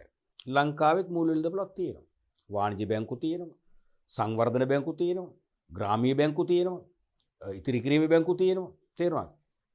තිබුණා වුණත් මම කියන්නේ මේ පවතින ක්‍රමයට වඩා ව්‍යවසායකයින්ට මූල්‍ය පහසුකම් සපයන ද්‍රවශීලතාවය ඇතින් ඉහළ මූල්‍ය ආයතන පද්ධතියක් තියෙන්න ඕනේ. එහෙම තිබුණොත් තමයි මම අර ඉස්සෙල්ලා ඈත පළාතකදී හැම වෙච්ච පුද්ගලයා යා කිව්වේ මට ලක්ෂ 25 එක බැංකුවක්වත් දුන්නේ නැහැ සර් කිව්වා. දුන්නනම් මම ඊට වෙනස් මේ ව්‍යාපාරයක් මෙතන තියෙන සර්ලට. තේරෙනවද? ඒ වගේනේ දැන් ඕක බටහිර ලෝකේ ගත්තොත් කිසියම් පුද්ගලයෙක් නවෝත්පාදනය බිහි කරා කියලා අපි හිතමු එක්ක වෙබ්සයිට් වල නැත්තම් පුවත්පත්වල ජනසන්දන මාධ්‍යයක එකවරක් හරි ප්‍රචාරය වුණොත් එහෙම බැංකු කීපයක් ඒගොල්ලන්ගේ නිවස හොයාගෙන එනවා. ඇවිල්ලා කියනවා මොකද්ද ඔයාගේ කන්සෙප්ට් එක? මොකද්ද ඔයා කරන්න යන්නේ? අපි උදව් කරනවා යාට. බැංකු කැමැත්තෙන් ඇවිල්ලා ඉදිරිපත් වෙනවා. මොකද බැංකු තේරුම් ගන්නවා මෙයාට නව දෙයක් කිරීමේ හැකියාව තියෙනවා. වෙළඳපොළ තුල නව පෙරලිකාර චරිතයක් වෙන්න පුළුවන් මෙයා. මෙයා නවෝත්පාදන තුලින් ලෝක ජය ගන්න පුළුවන්. ඒ නිසා මෙයාට අපි උදව් කළොත් අනිවාර්යයෙන් මෙයා කීර්තිමත් ව්‍යාපාරිකයෙක් වෙච්ච දවසට ඒ කීර්තිමත් ගමනේ පංගුකාරයෙක් වීම හරහා අපේ බැංකුවට පුදුම ප්‍රසිද්ධියක් ඇති වෙනවා. බැංකුවේ ගනුදෙනු කරුවන්ගේ වපසරිය පුළුල් වෙනවා කියලා බැංකුව දන්නවා. ඒක තමයි වෙන්න ඕනේ. සාමූහික බව කියන්නේ ඒක. මේ ව්‍යවසායකත්ව ක්‍රියාවලිය රටක ස්ථාපිත කරලා සංවර්ධිත රටක් බවට පත් කිරීමේදී සාමූහික බවක් තියෙනවා. මම අර ඉස්සෙල්ලා ගත්ත උදාහරණෙ මම පෙන්නු සාමූහික බව. බැංකුවක් නිකම්ම ණය දීලා මේ පැත්තකට වෙන්නේ නැහැ. ඒ අනිකුත් ආයතන සම්බන්ධීකරණය කරනවා. වෙනත් ආයතනයකට ගියොත් බැංකු සම්බන්ධීකරණය කරනවා. සාමූහික බව. තේරෙනවද? රට වෙනුවෙන්. ඒ වගේ වෙනම් ව්‍යවසායකින් බිහි කරන නවෝත්පාදන වෙළඳපොළට ප්‍රායෝගිකව ලබා දීමට අවශ්‍ය අරමුදල් ප්‍රමාණවත් පරිදි සපයාගත හැකි ඉහළ ද්‍රවශීලතාවයක් සහිත මූල්‍ය ආයතන පද්ධතියක් අනිවාර්යයෙන් තියෙන්න ඕනේ. එහෙම තිබුණොත් තමයි අපි බය නැතුව අලුත් දෙයක් නිර්මාණය කරන්න අත ගහන්නේ. දැන් එහෙම මූල්‍ය ආයතන අතහිත දෙනවා කියලා අපේ මනසේ වැඩ කරනවා නම් හෙට දවසේ මීට වඩා ව්‍යවසායකෝ එළියට එනවා. දැන් ඇත්තටම අපිට ව්‍යවසායක අදහසක් මම මීට කලින් පාඩම් මේකකදී කතා කරා ව්‍යවසායකත්වයේ ඇති වෙන වෙලාවක් නැහැ. වෙලාවක් නැහැ. සමහරට රෑ නිින්දෙන් සිහිනයක් දැකලා අපි උදේට අවදි වුණාන් පස්සේ ඒ තුලින් අපි ව්‍යවසායක අදහසක් ගන්න වෙන්න පුළුවන්. සමහරට නිින්දට යනකම් අපි මොහොතක් කල්පනාවේ නිමග්න වෙන වෙලාවක් තියෙනවා රාත්‍රියේ. මේ මොහොතක් කල්පනා කරන වෙලාවේ තමයි සමහරට අපිට මේ ව්‍යවසායකත්ව අදහස එළියට එන්නේ. එහෙම නැත්නම් රාත්‍රියේ වෙනකොට අපි දවසක වැඩ කරලා විවිධ කාර්යයන්හි නියැලිලා අපේ මොළගෙඩි යකාගේ කම්මල වගේ. නමුත් නිින්දෙන් පස්සේ උදේට අවදි වෙන්නේ බොහොම නිර්වුල් මානසිකත්වයකින්. ඒ නිර්වුල් මානසිකත්වයෙන් උදේ අවදි වෙලා අපි සමහරට ඇඳේ යහන්ගත වෙලා ඉන්න අවසන් විනාඩි කිහිපෙදී සමහරට අපට අලුත් අදහසක් එන්න පුළුවන්. වෙලාවක් නැහැ ඔකට. තේරුණාද? සමහරට අපි මිත්‍රෙක් එක්ක ගමනක් යද්දී දකින්න දසුන් එක්කලා අපට අදහස එන්න පුළුවන්. තේරුණාද? පැය 24 ඕනම මොහොතක අදහස එන්න පුළුවන්. ඒ අදහස ආවත් අපි ඒක මොකද කරන්නේ? සමහරට තවත් මොහොතකින් නැත්නම් පැය කීපයකින් දින කීපයකින් අපි ඒක අපිට යටපත් කරගන්න වෙනවා. එක්ක අපිටත් හොර රහසය අපෙන් ඒක අපේ මනසින් ඈත් වෙලා යනවා. මොකද හේතුව අපේ ඔලු ගෙඩි වල හොල්මන් කරනවා. අපිට කොහෙන්ද මේකට සල්ලි? බැංකු නෑ වගේ අපි හිතන්නේ එහෙමනේ. ඒ නිසා රටක බැංකු ක්‍රමය ව්‍යවසායකයින්ට ආදරය කරන. ව්‍යවසායකින්ව රැකබලා ගන්න. ව්‍යවසායකින් පෝෂණය කරන සැදී පැහැදී ඉන්න දෙමව්පියෝ හා සමාන වෙනවා මම කියන්නේ. තේරෙනවද? ඒ නිසා ඉහළ දැන් බැංකු තිබුණට මදි. ඉහළ ද්‍රවශීලතාවයක්. ඉහළ අපි දුමු ඩොලර් හරි යුරෝ හරි විශාල සංචිතයක් බැංකුව සතු තියෙනවා. ව්‍යවසායකයෙකුට දෙන්න අවශ්‍ය වුණ ඩොලර් ලක්ෂයක් ඒ ලක්ෂ ශනිකව දෙන්න පුළුවන්කම තියෙනවා. එහෙනම් ඉහළ ද්‍රවශීලතාවයක් තියෙන බැංකු පද්ධතියක් තියෙනවා නම් ව්‍යවසායකයන්ට අනිවාර්යයෙන්ම ඒගොල්ලන්ගේ ව්‍යවසායකත්ව අදහස ව්‍යවසායකත්ව සිහිනය සැබෑ කරගන්න අනිවාර්යයෙන්ම ප්‍රමාණවත් ණය පහසුකම් ලැබිලා ව්‍යවසායකත්වයේ මීට වඩා සංවර්ධනයක් අපේක්ෂා කරන්න පුළුවන්. දෙවැනි එක තමයි විවෘත වෙළඳපොළක්. ඕපන් මාකට් එකක්. අදටත් සමහර රටවල අපේ රටේ නොවේ අදටත් සමහර රටවල වෙළඳ සම්බාධක පනවල තියෙනවා. ඒ කියන්නේ ආනයනය කරන්නේ රජයේ තීරණ මත ඉතාම සීමිත භාණ්ඩාසේව ප්‍රමාණය. එක්කෝ ආනයනය කරන රජයේ ආයතන වලින් පමණයි. පුද්ගලික අංශවල දෙන්නෙම නැහැ. අපනයනය කිරීමේදී සීමා බන්ධන පනවල තියෙනවා. එහෙම වුණාම එරට ව්‍යවසායක ප්‍රජාවගේ අතපය බැඳහා සමානයි. ඒගොල්ලන්ට ඒගොල්ලන්ට ඒගොල්ලන්ගේ සිතීමේ නිදහස නව අදහස් ජනනය කිරීමේ අයිතිය ඒගොල්ලන්ගෙන් ඉවත් කරහා සමානයි. තේරුණාද? කොටිම ඒගොල්ලන්ගේ මනස බැඳීමක් හා සමාන. එහෙම වුණාම ව්‍යවසායකෝ පහළ වෙන්නේ නැහැ. ව්‍යවසායකත්ව කුසලතා තියෙන ව්‍යවසායකත්ව කුසලතා පූර්ණ අය හිටියා වුණත් ඒගොල්ලන්ට නව නිෂ්පාදන අදහස ලියට එන්නේ නැහැ. ඒ නිසා විවෘත වෙළඳපොළක් තියෙනවා. මොකටද?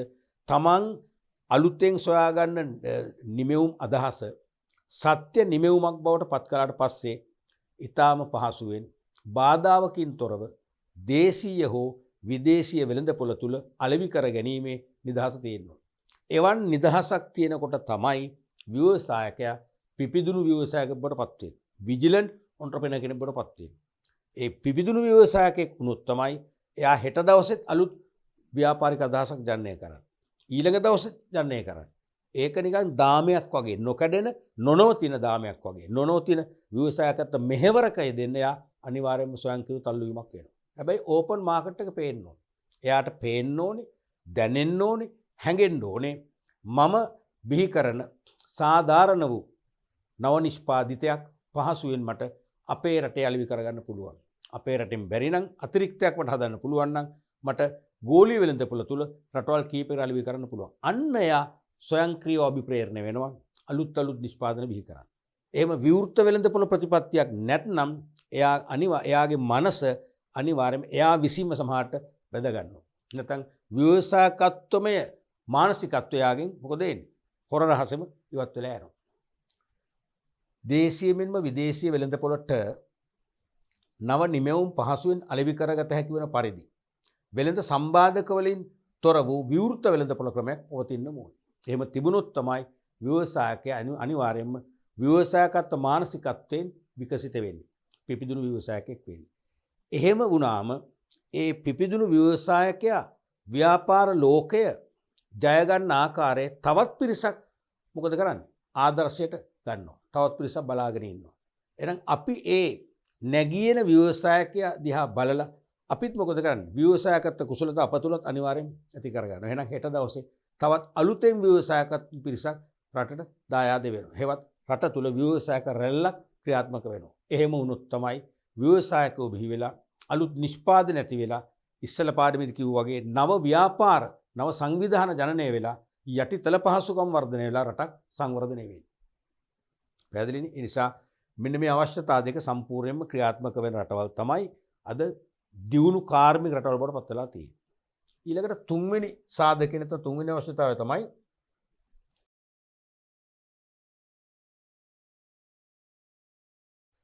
ප්‍රමාණවත් ආර්ථික යටිතල පහසුකම් ඔප්ටිමම් ඉන්ෆ්‍රාස්ට්‍රක්චර්ස්. දැන් මට ව්‍යවසායකයෙක් වශයෙන් දිනපතා යම් නිෂ්පාදන අදහස් එන්න පුළුවන්.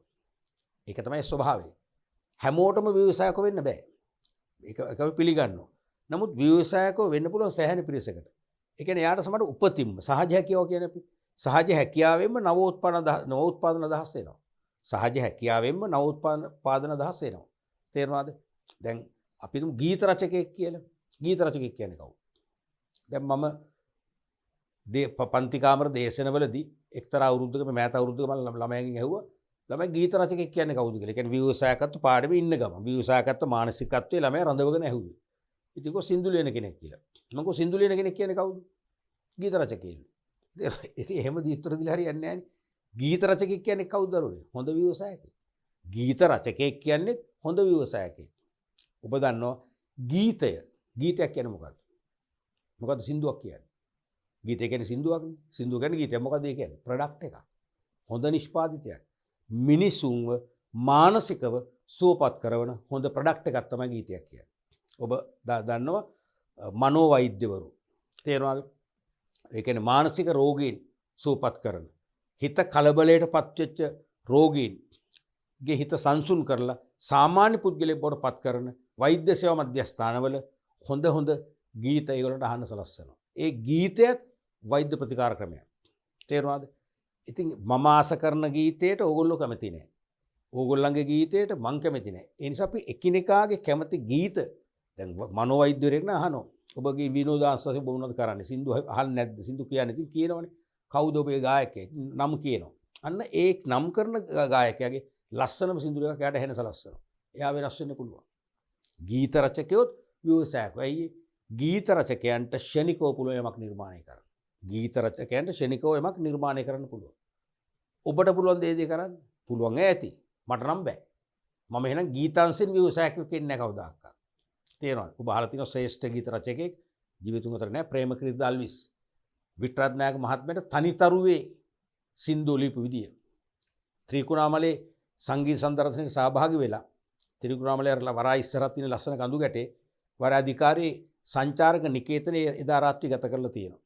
ඉතින් ඒගොල්ලෝ මං හිතන්නේ ටිකක් මදුවිත එහෙම පානය කරපු වෙලාවක එතන ගල්තලාවක නිකන් දිගා වෙලා විවේකරන් තියෙනවා ප්‍රේමක්‍රීත් දල්විස් කියන සුපිරි ගීත රචකයා. ලොකු තරුවක් පේනවා. පස්සේ ඒ වැඩ කරන සෙනගොල්ලෝ මල්ලි ඉක්මනට කොල කෑල්ලකු පැන්සලු එයාත් එහෙමලු කියන්නේ කොල කෑල්ල පැන්සලයි ගේන්න කියලා. ඉතින් අරගොල්ලෝ දන්නවා මොකක් හරි මෙයාට අයිඩියා එකක් ඇවිල්ලා කියලා. එහෙම තමයි තනිතරුවේ සින්දුව ලියන්නේ. ෂනේ අන්න ගීත රචකයා කියන ව්‍යවසායකයාට ඒ කියන්නේ ගලනවා. දැන් ඒ ප්‍රේමක්‍රීත් දල්විස් කියන ගීත රචකයා අග්‍රගණ්‍ය ගීත රචකයා තනිතරුවේ සින්දුව අද රාත්‍රියේ වගේ ලිව්වනම් හෙට යාට ආයි ගීත ලියන්න බැරිද? හෙටත් පුළුවන්. හෙටත් එයාට නවදහස් ගලනවා. එහෙනම් ඒ මං කියන්නේ සංගීත පැත්තේ ව්‍යවසායකයෙක්. අපි සාමාන්‍ය වෙළඳපොළ අපි පරිභෝජනය කරන භාණ්ඩ හා සේවා නිපදවන ව්‍යවසායකයෙක් මොකද වෙන්නේ? දිනෙන් දිනම මොකද වෙන්නේ? නව නිෂ්පාදන අදහස් ගලාගෙන එනවා. නව නිෂ්පාදන අදහස් ගලාගෙන එනවා. තේරුණාද? ආවට ඒ නව නිෂ්පාදන අදහස් ගලාගෙන එන වේගයෙන් ඒවා සත්‍ය නිෂ්පාදිත බවට පත් කරලා වෙළඳපොළට දීලා වෙළඳපොළේ පාරිභෝගිකයන්ගේ වුමනා ඉෂ්ට කිරීමට නම් ඒවා සත්‍ය ව්‍යාපාර බවට පත් කරන්න අවශ්‍ය පහසුකම් ටිකක් ඕන. නැත්තම් ව්‍යාපාර සාර්ථකව ආරම්භ කර සාර්ථකව පවත්වාගෙන යාමට සහාය වන ඍජු සේවා ටිකක් ඕන. ඒ ඍජු සේවා සපයන්න වෙන්නේ රජයටයි. ඒව තමයි අපි කියන්නේ යටිතල පහසුකම්. ඒ කියන්නේ මම්මාවත් ඉදි කරලා ප්‍රවාහන පහසුකම් ඇති කරන්න ඕන. විදුලි බලාගාර ඉදි කරලා අවශ්‍ය විදුලි පහසුකම් නැත්තම් තෙකලා විදුලිය 3 phase කරන්ට් එක දෙන්න ඕනේ කර්මාන්තශාලාවක වැඩ කරන්න. තේරුණාද?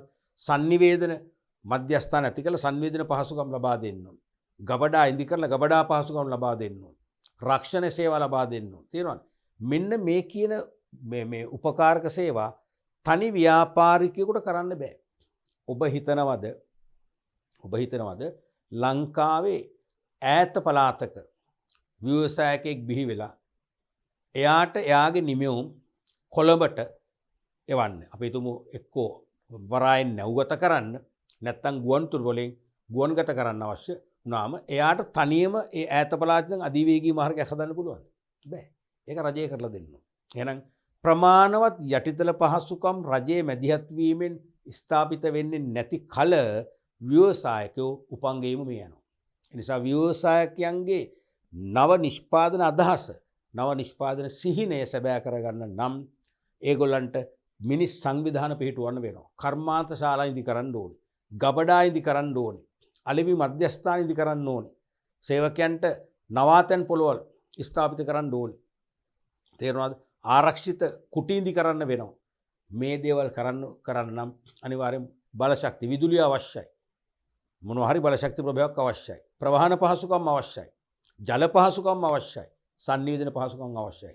ඒ පහසුකම් නොමැති නම් මේ ව්‍යවසායකයාගේ නව නිෂ්පාදන සිහිනය සැබෑ කරන සංවිධාන පිහිටවන්න බෑ. ඒ නිසා යටිතල පහසුකම් අවශ්‍යමයි. රටක යටිතල පහසුකම් රට පුරා ව්‍යාප්ත කරනවා යනු රට පුරා ව්‍යවසායකයන් මොකද වෙන්නේ? අනිවාර්යයෙන්ම ජනනය වෙන්න පටන් ගන්නවා. ඒ නිසා නවෝත්පාදනයන් බිහි කිරීමට අවශ්‍ය කම්මල් ස්ථාපිත කර සාර්ථකව පවත්වාගෙන යාමට අවශ්‍ය යටිතල පහසුකම් අවශ්‍ය තරමට උපයෝජනය කරගත හැකි පහසුකම් පවතින්න ඕනේ. ඒක ඉතින් ඉබේ පහළ වෙන්නේ නැහැ දරුවනේ පිළිගන්න ඕනේ ඒක. අනිවාර්යයෙන්ම රජයකට සිදු වෙනවා ප්‍රමාණවත් ලෙස යටිතල පහසුකම් ස්ථාපිත කරන්න. එතකොට අපූර්වට අපි නොහිතන මොහොතවල් වලදී නොහිතන ආකාරයේ සුපිරි ව්‍යවසායකු බිහි වෙන්න පුළුවන්. ඊළඟට යෝග්‍ය නීතිමය රාමුවක් suitable legal framework එකක් තියෙනවා. වැදගත් මේකක්. රටක ව්‍යවසායකයන් බිහි කරන්න සාමාන්‍ය පුද්ගලයෙක් ව්‍යවසායකයෙක් බවට පරිවර්තනය කරන්න. සාමාන්‍ය ජීවමාන පුද්ගලයෙක් ව්‍යවසායකයෙක් බවට පරිවර්තනය කරන්න අත්‍යවශ්‍යම මෙවලමක් හා සමානයි යෝග නීතිමය රාමුව.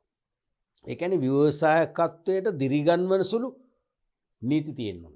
ව්‍යවසායකත්වයට දිරිගන්වන සුළු නීති තියෙනවා. තේරුණාද? මිසක් ව්‍යවසායක අධෛර්යයට පත් කරන දැඩි කොන්දේසියට ලක් කරන නීති තියෙන්න බෑ.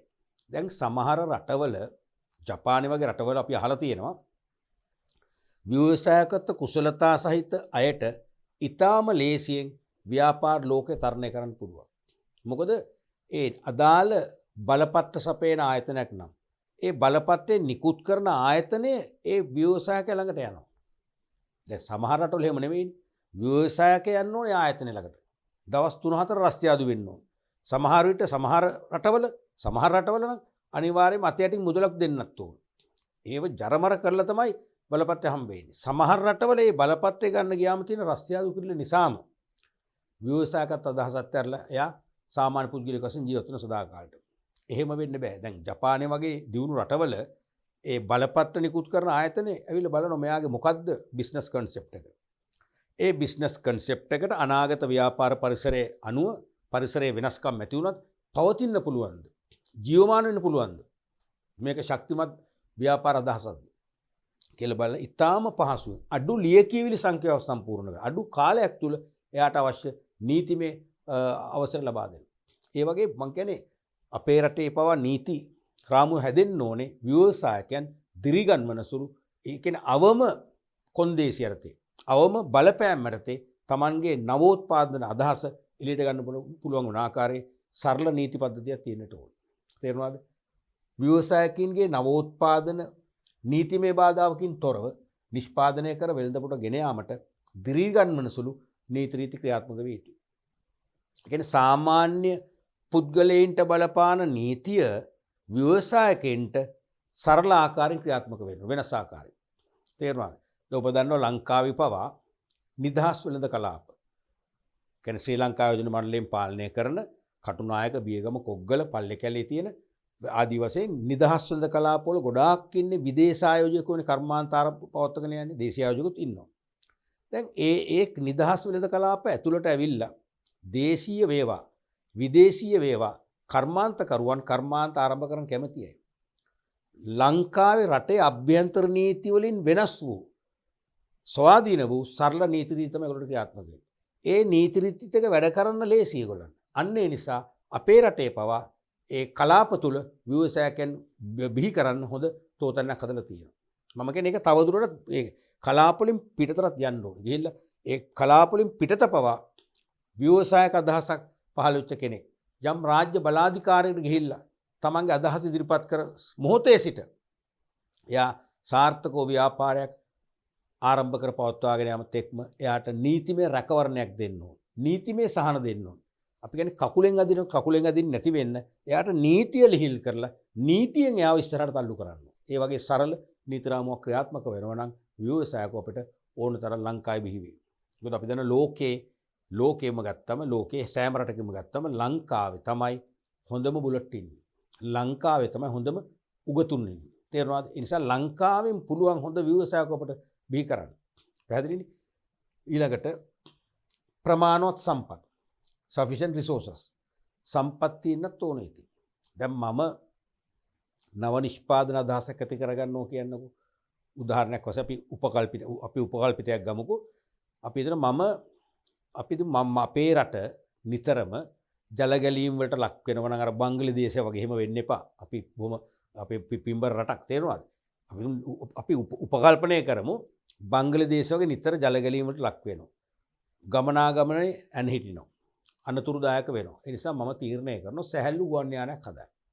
ඒ ගුවන් යානය තුල දෙන්නෙක් නැත්නම් 4 දෙනෙක් එහෙම යනකොට එක එක සයිස් වලින් හදනවා.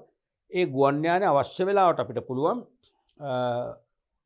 හකුලා ගන්න. හකුලාගෙන බෑග් එක දාගෙන අපිට පිටිල්ලන් යන්න පුළුවන්.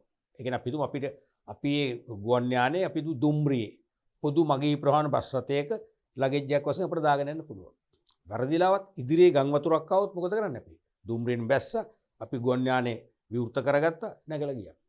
හොඳ දෙයක් නේ අලුත් සංකල්පයන්නේ. අපි හිතමු ඔය වැනි දේවල් අනාගතේ බිහි නොවෙන්න බැහැනේ නේ. එහෙම අදහසක් මට ආවොතින් ඒ අදහස මට නිකන් ක්‍රියාත්මක කරන්න බෑ. නිකන් ක්‍රියේට් කරන්න බෑ. සම්පත් ඕනේ. ඒකට විශේෂ සම්පත් ඕනේ. සමහරට ටයිටේනියම් මිශ්‍රිත ලෝහ වර්ගයක් ලෝහ වර්ග වලින් තනු තහඩු වගේ දේවල් ඕන වෙන්න පුළුවන්. මට ඒතකොට ටයිටේනියම් මට බිහි කරන්න බෑ. ටයිටේනියම් මට නිපදවන්න බෑ. ඒකට විශේෂ බලාධිකාර තියෙනවා. විශේෂ නෛතික බලපත්‍ර මත කරන්න පුළුවන් වෙන්නේ. අන්න එවැනි ආයතන වලින් මට ඒ සම්පත් පහසුවෙන් සපයා ගැනීම හැකියාව තියෙනවා. ඒ නිසා ව්‍යවසායකෝ බිහි වෙන්න නම් ව්‍යවසායකෝ සාර්ථකව සක්‍රිය වෙන්නට නම් අනිවාර්යයෙන්ම ඒගොල්ලන්ගේ නවෝත්පාදන අදහස සත්‍ය නිෂ්පාදනයක් බවට පත් කරන්න අවශ්‍ය සම්පත් පහසුවෙන් සපයාගත හැකි ක්‍රමවේද ඇති වෙන්නට ඕන. ඒතර මේකෙන් කියන්නේ නවෝත්පාදන අදහස් සත්‍ය නිමවුම් බවට පත් කර වෙළඳපොළට ගෙන යාමට අවශ්‍ය සම්පත් ප්‍රමාණවත් පරිදි සපයාගත හැකි වෙන්න ඕන. ඒ කියන්නේ ව්‍යවසායකලක සම්පත් නැති වෙන්න පුළුවන්. ඒත් ඒ සම්පත් එයාට නීතිමය බාධාවන්ගෙන් තොරව අඩු කාලයක් තුල ඊටාම පහසුවෙන් සපයා ගැනීමට රාජ්‍ය මෙන්ම පෞද්ගලික අංශයේ සැපෙවුම් කරුවන්ගේ සැපෙවුම් දාමයක් හැදලා තියෙනවා. එතකොට තමයි අපි බාධාවකින් තොරව කිසිම පැකිලීමකින් තොරව ඊටා උනන්දුවෙන් නැත්නම් අභිප්‍රේරණය වූ අය වශයෙන් අපි මේ සම්පත් පාවිච්චි කරලා අලුත් දේ නිර්මාණය කරන්නේ. එහෙම නොවුනොත් එහෙම මේ සම්පත් වල සපයා ගැනීමේ අපහසුාවක් සම්පත් වල හිඟයක් තියෙනවා නම් ව්‍යවසායක අනිවාර්යයෙන්ම පවතින්නේ නැහැ. ඊළඟට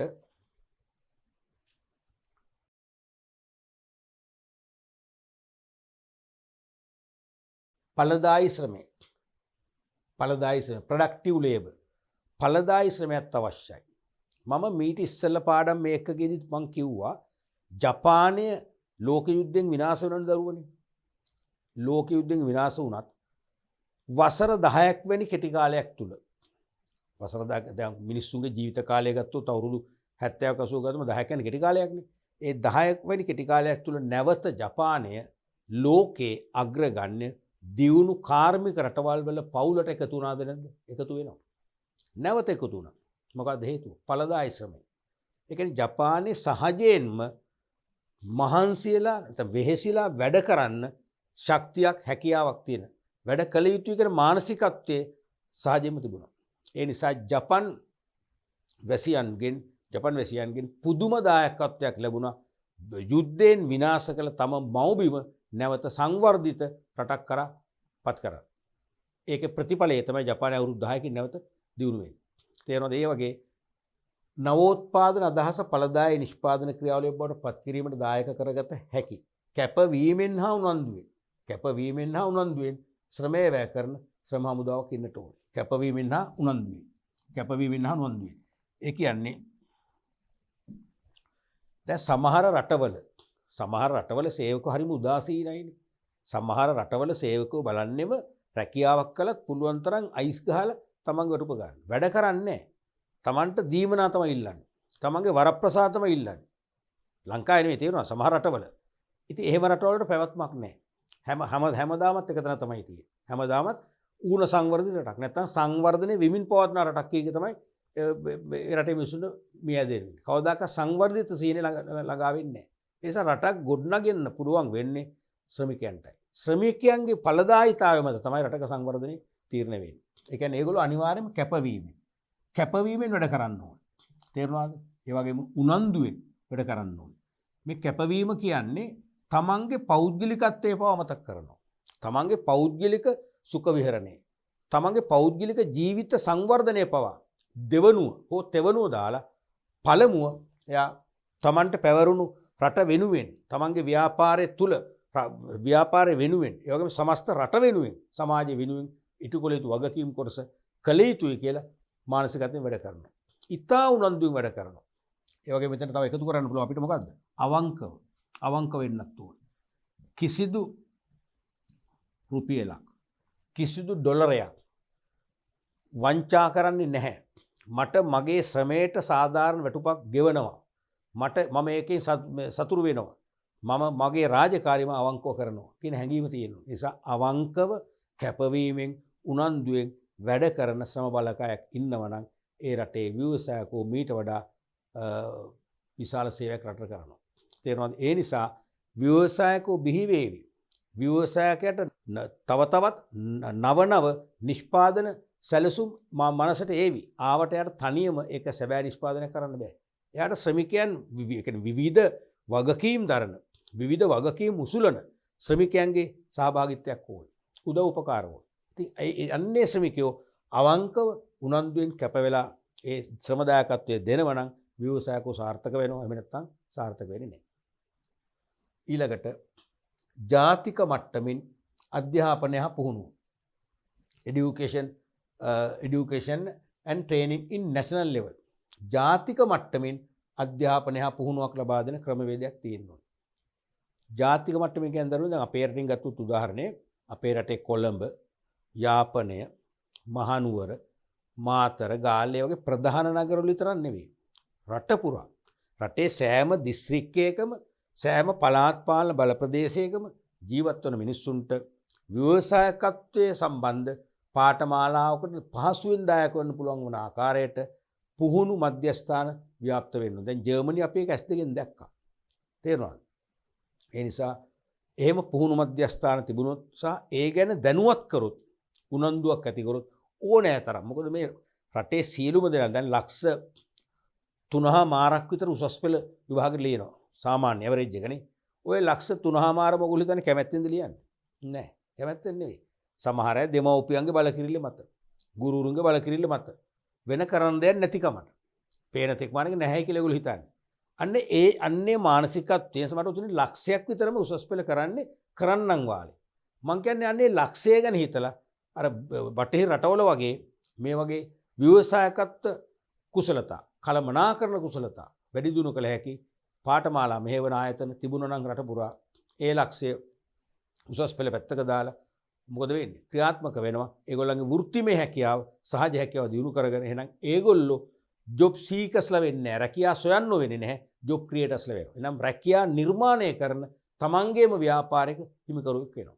ඒ නිසා අනිවාර්යයෙන්ම ව්‍යවසායකත්ව කුසලතා වර්ධනය කිරීමට ඍජුව සහාය වන අධ්‍යාපන වැඩසටහන් හා ව්‍යවසායකත්ව කුසලතා ප්‍රගුණ කරන පුහුණු වැඩසටහන් ජාතික මට්ටමින් දීප ව්‍යාප්තව ක්‍රියාත්මක කරන ජාතික වැඩපිළිවෙලක් ක්‍රියාත්මක වෙන්න ඕනේ. ඒක රජයේ මැදිහත් වෙලා ක්‍රියාත්මක කළ යුතුමයි. පුද්ගලිකංශයේ නොමද දායකත්වයකට අවශ්‍ය වෙනවා. එහෙම වුණොත් තමයි අර පුංචි ව්‍යවසායකත්ව අදහස් තියෙන පුද්ගලයන් දැන් තරුණයන්ගේ පවා කෙටි කාලයක් තුළ ඒගොල්ලෝ පරිණතව ව්‍යවසායකත්ව කුසලතා වැඩි දියුණු කරගත්ත පරිණත ව්‍යවසායකයෙක් තත්ත්වයටපත් වෙනවා. ඊළඟ සාධකය තමයි රජයේ දිරිගැන්වීම. ගවර්න්මන්ට් එන්කරේජ්මන්ට් අවශ්‍යමයි. ඕනම රටක රජයෙන් දිරිගැන්වීම් ලැබෙන්නේ නැත්නම් ව්‍යවසායකෝ බිහි වෙයි. ඒ වගේම උපංගෙම ඒගොල්ලෝ මිය යනවා. ශනිකයෙන් ඒගොල්ලෝ අක්‍රිය වෙනවා. තේරුණාද? බදු සහන, නීතිමය සහන, රාජ්‍ය බැංකු තුලින් ව්‍යවසායකත්ව ණය යෝජනා ක්‍රම හා නිමෙවුම් මිලදී ගැනීමේ සැලසුම් රාජ්‍ය ආයතන හරහා ක්‍රියාත්මක වෙන්න ඕන.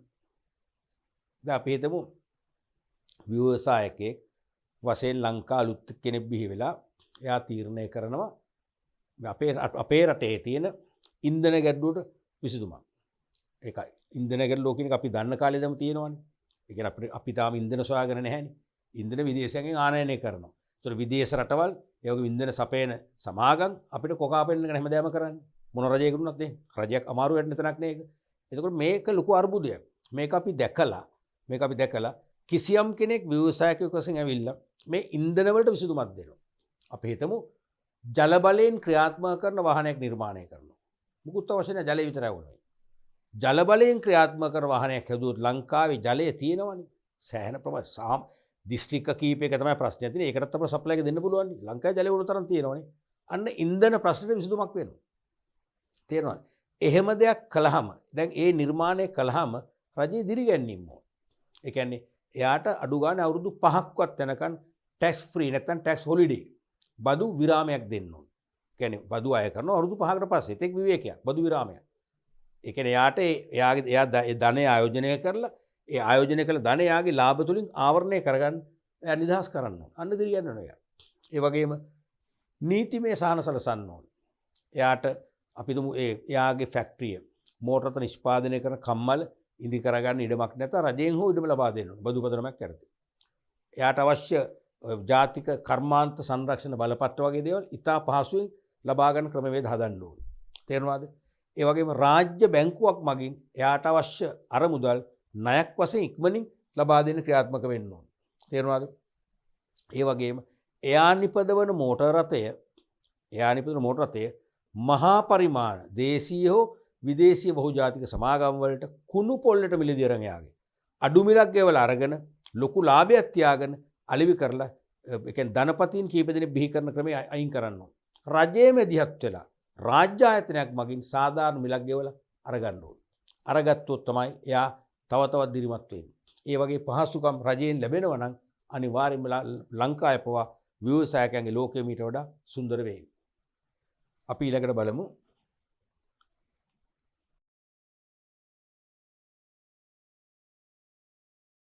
දේශපාලන ආර්ථික ස්ථාවරත්වය. Political and economic establishment. රටක ව්‍යවසායකයෝ බිහි වෙන්න සහ ව්‍යවසායකත්වයට උනන්දුවක් ඇති කරන්න අත්‍යවශ්‍යම සාධකයක් තමයි දේශපාලන ආර්ථික ස්ථාවරත්වය. දැන් වසර 30කට වැඩි කාලයක් පැවති යුද සමයේදී දැක්කද ව්‍යවසායකයෝ බිහි වුණේම නෑනේ. තියෙන ව්‍යාපාරත් අක්‍රේලා වසාදාපු උන කරේ. මොකද ඒ වගේ යුද වාතාවරණයක් තියෙනකොට ආර්ථික ස්ථාවර බව නැති වෙනවා. දැන් ආර්ථිකයේ යම් කාලවල උත්පාත ඇති වෙනවා. ඒ වගේම අවපාත ඇති වෙනවා. බූම්ස් ඇන්ඩ් රෙසිස්ටන්ස්. ඒ උත්පාත අවපාත ඇති වෙලා ආර්ථිකයේ සමතුලිතතාවය සමබරතාවය නැති වෙනකොට ව්‍යවසායකයන්ගේ ක්‍රියාශීලී බව අඩු වෙනවා. ඕක තමයි ඇත්ත කතාව. දැන් බලන්න කොවිඩ් වසංගතය නිසා ඕගොල්ලන්ගේ පාසල් වැහුණානේ. වැහෙනවා ඊට පස්සේ පාසල් නැවත විවෘත කරනවා ආයි වහනවා. ඔබට අධ්‍යාපනයේ නිකන් අධ්‍යාපනය ඔබ ඈත් වුණා වගේ තේරුන්නේ නැද්ද? ඔබ හිතාමතාම නෙවෙයි. ඔබටත් හොර රහසේ ඔබ ඉගෙන ගන්න අලස භාවයකට පත් වුණා නේද? ඇත්ත කතාව ඕකනේ. ඒ වගේ තමයි ආර්ථිකයක උත්පාත අවපාත ඇති වෙනවා නම් විභව ව්‍යවසායකයෝ අනිවාර්යයෙන්ම සැබෑ ව්‍යවසායකයෝ වීමේ සම්භාවිතාවය අඩු වෙනවා. ඒ නිසා රටක ආර්ථික අවපාත නැත්නම් දේශපාලන ස්ථාවරත්වයක් දකින්න නම් තමයි අනිවාර්යයෙන්ම ව්‍යවසායකත්වය සාර්ථක වෙන්නේ. මට මතකයි 77න් පස්සේ බලයටපත් වූ ආණ්ඩුව ලොකු ජනවරමක් එක්ක ඇවිල්ලා ඒගොල්ලෝ වසර 17ක් එක දිගට ආණ්ඩු කළා. ඒ වසර 17ක් ආණ්ඩු කරන්න පෙරම 77 වෙනි බලයට එන්නේ 78 වෙනකොටම මිනිස්සුන්ට නැත්නම් ව්‍යාපාරිකයන්ට තේරුණා මේ රජයේ ලේසියෙන් වැටෙන්නේ නැහැ. දීර්ඝ කාලයක් මේ රජේ ක්‍රියාත්මක වෙනවා. ඒ නිසා අපිට බය නැතුව ධනය ආයෝජනය කරලා ව්‍යාපාර පවත්වන්න පුළුවන්. අපේ අලුත් නිෂ්පාදන අදහස, නවෝත්පාදන අදහස දැන් තමයි ගෙනියන්න හොඳම වෙලාව. මොකද මේ පවතින ආර්ථික ප්‍රතිපත්ති දීර්ඝ කාලයකට වෙනස් වෙන්නේ නැහැ. ඒ නිසා අපිට ආර්ථික ප්‍රතිපත්ති වෙනස් වීමෙන් බැට ගන්න වෙන්නේ නැහැ. ඒ නිසා අපිට ස්ථාවරයක් තියෙනවා. දැන් අපි මේ වැඩේ රත ගහන්න ඕන කියලා හැඟීම එනවනේ.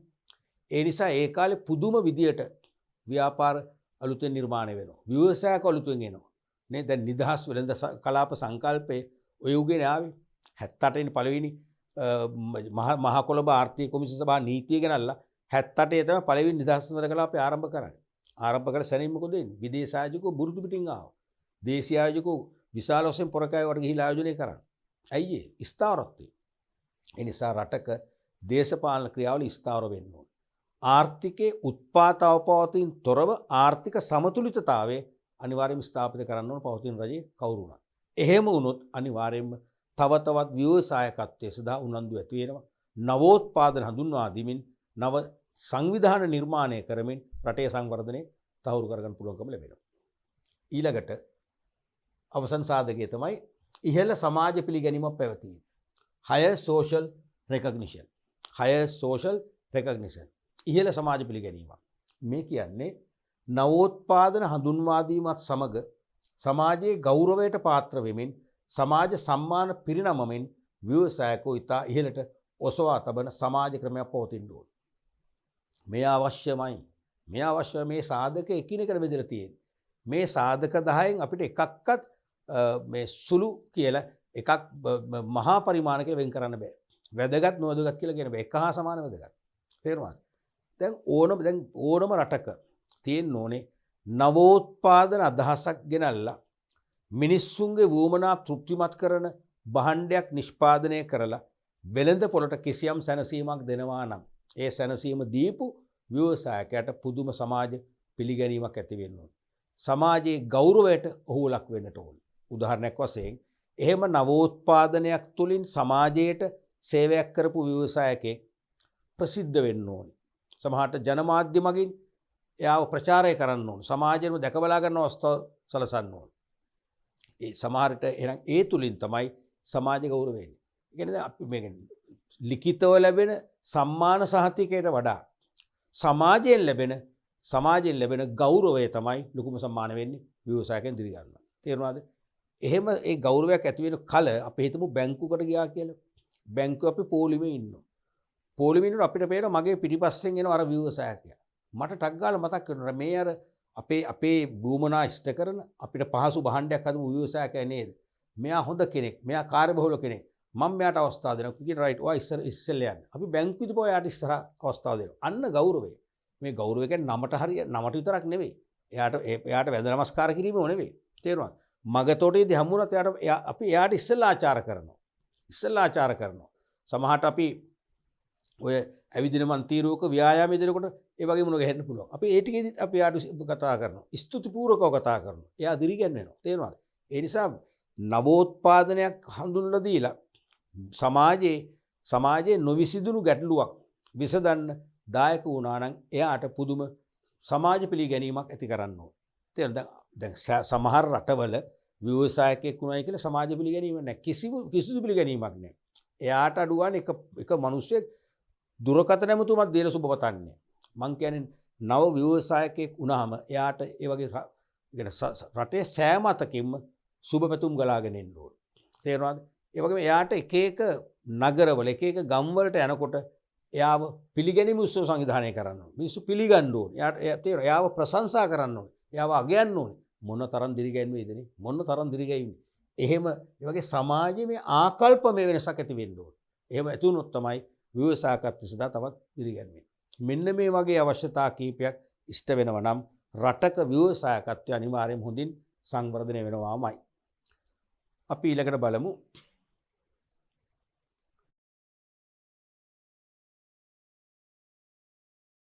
ලංකාවේ ව්‍යවසායකත්වයට අනුබල දෙන ආයතන.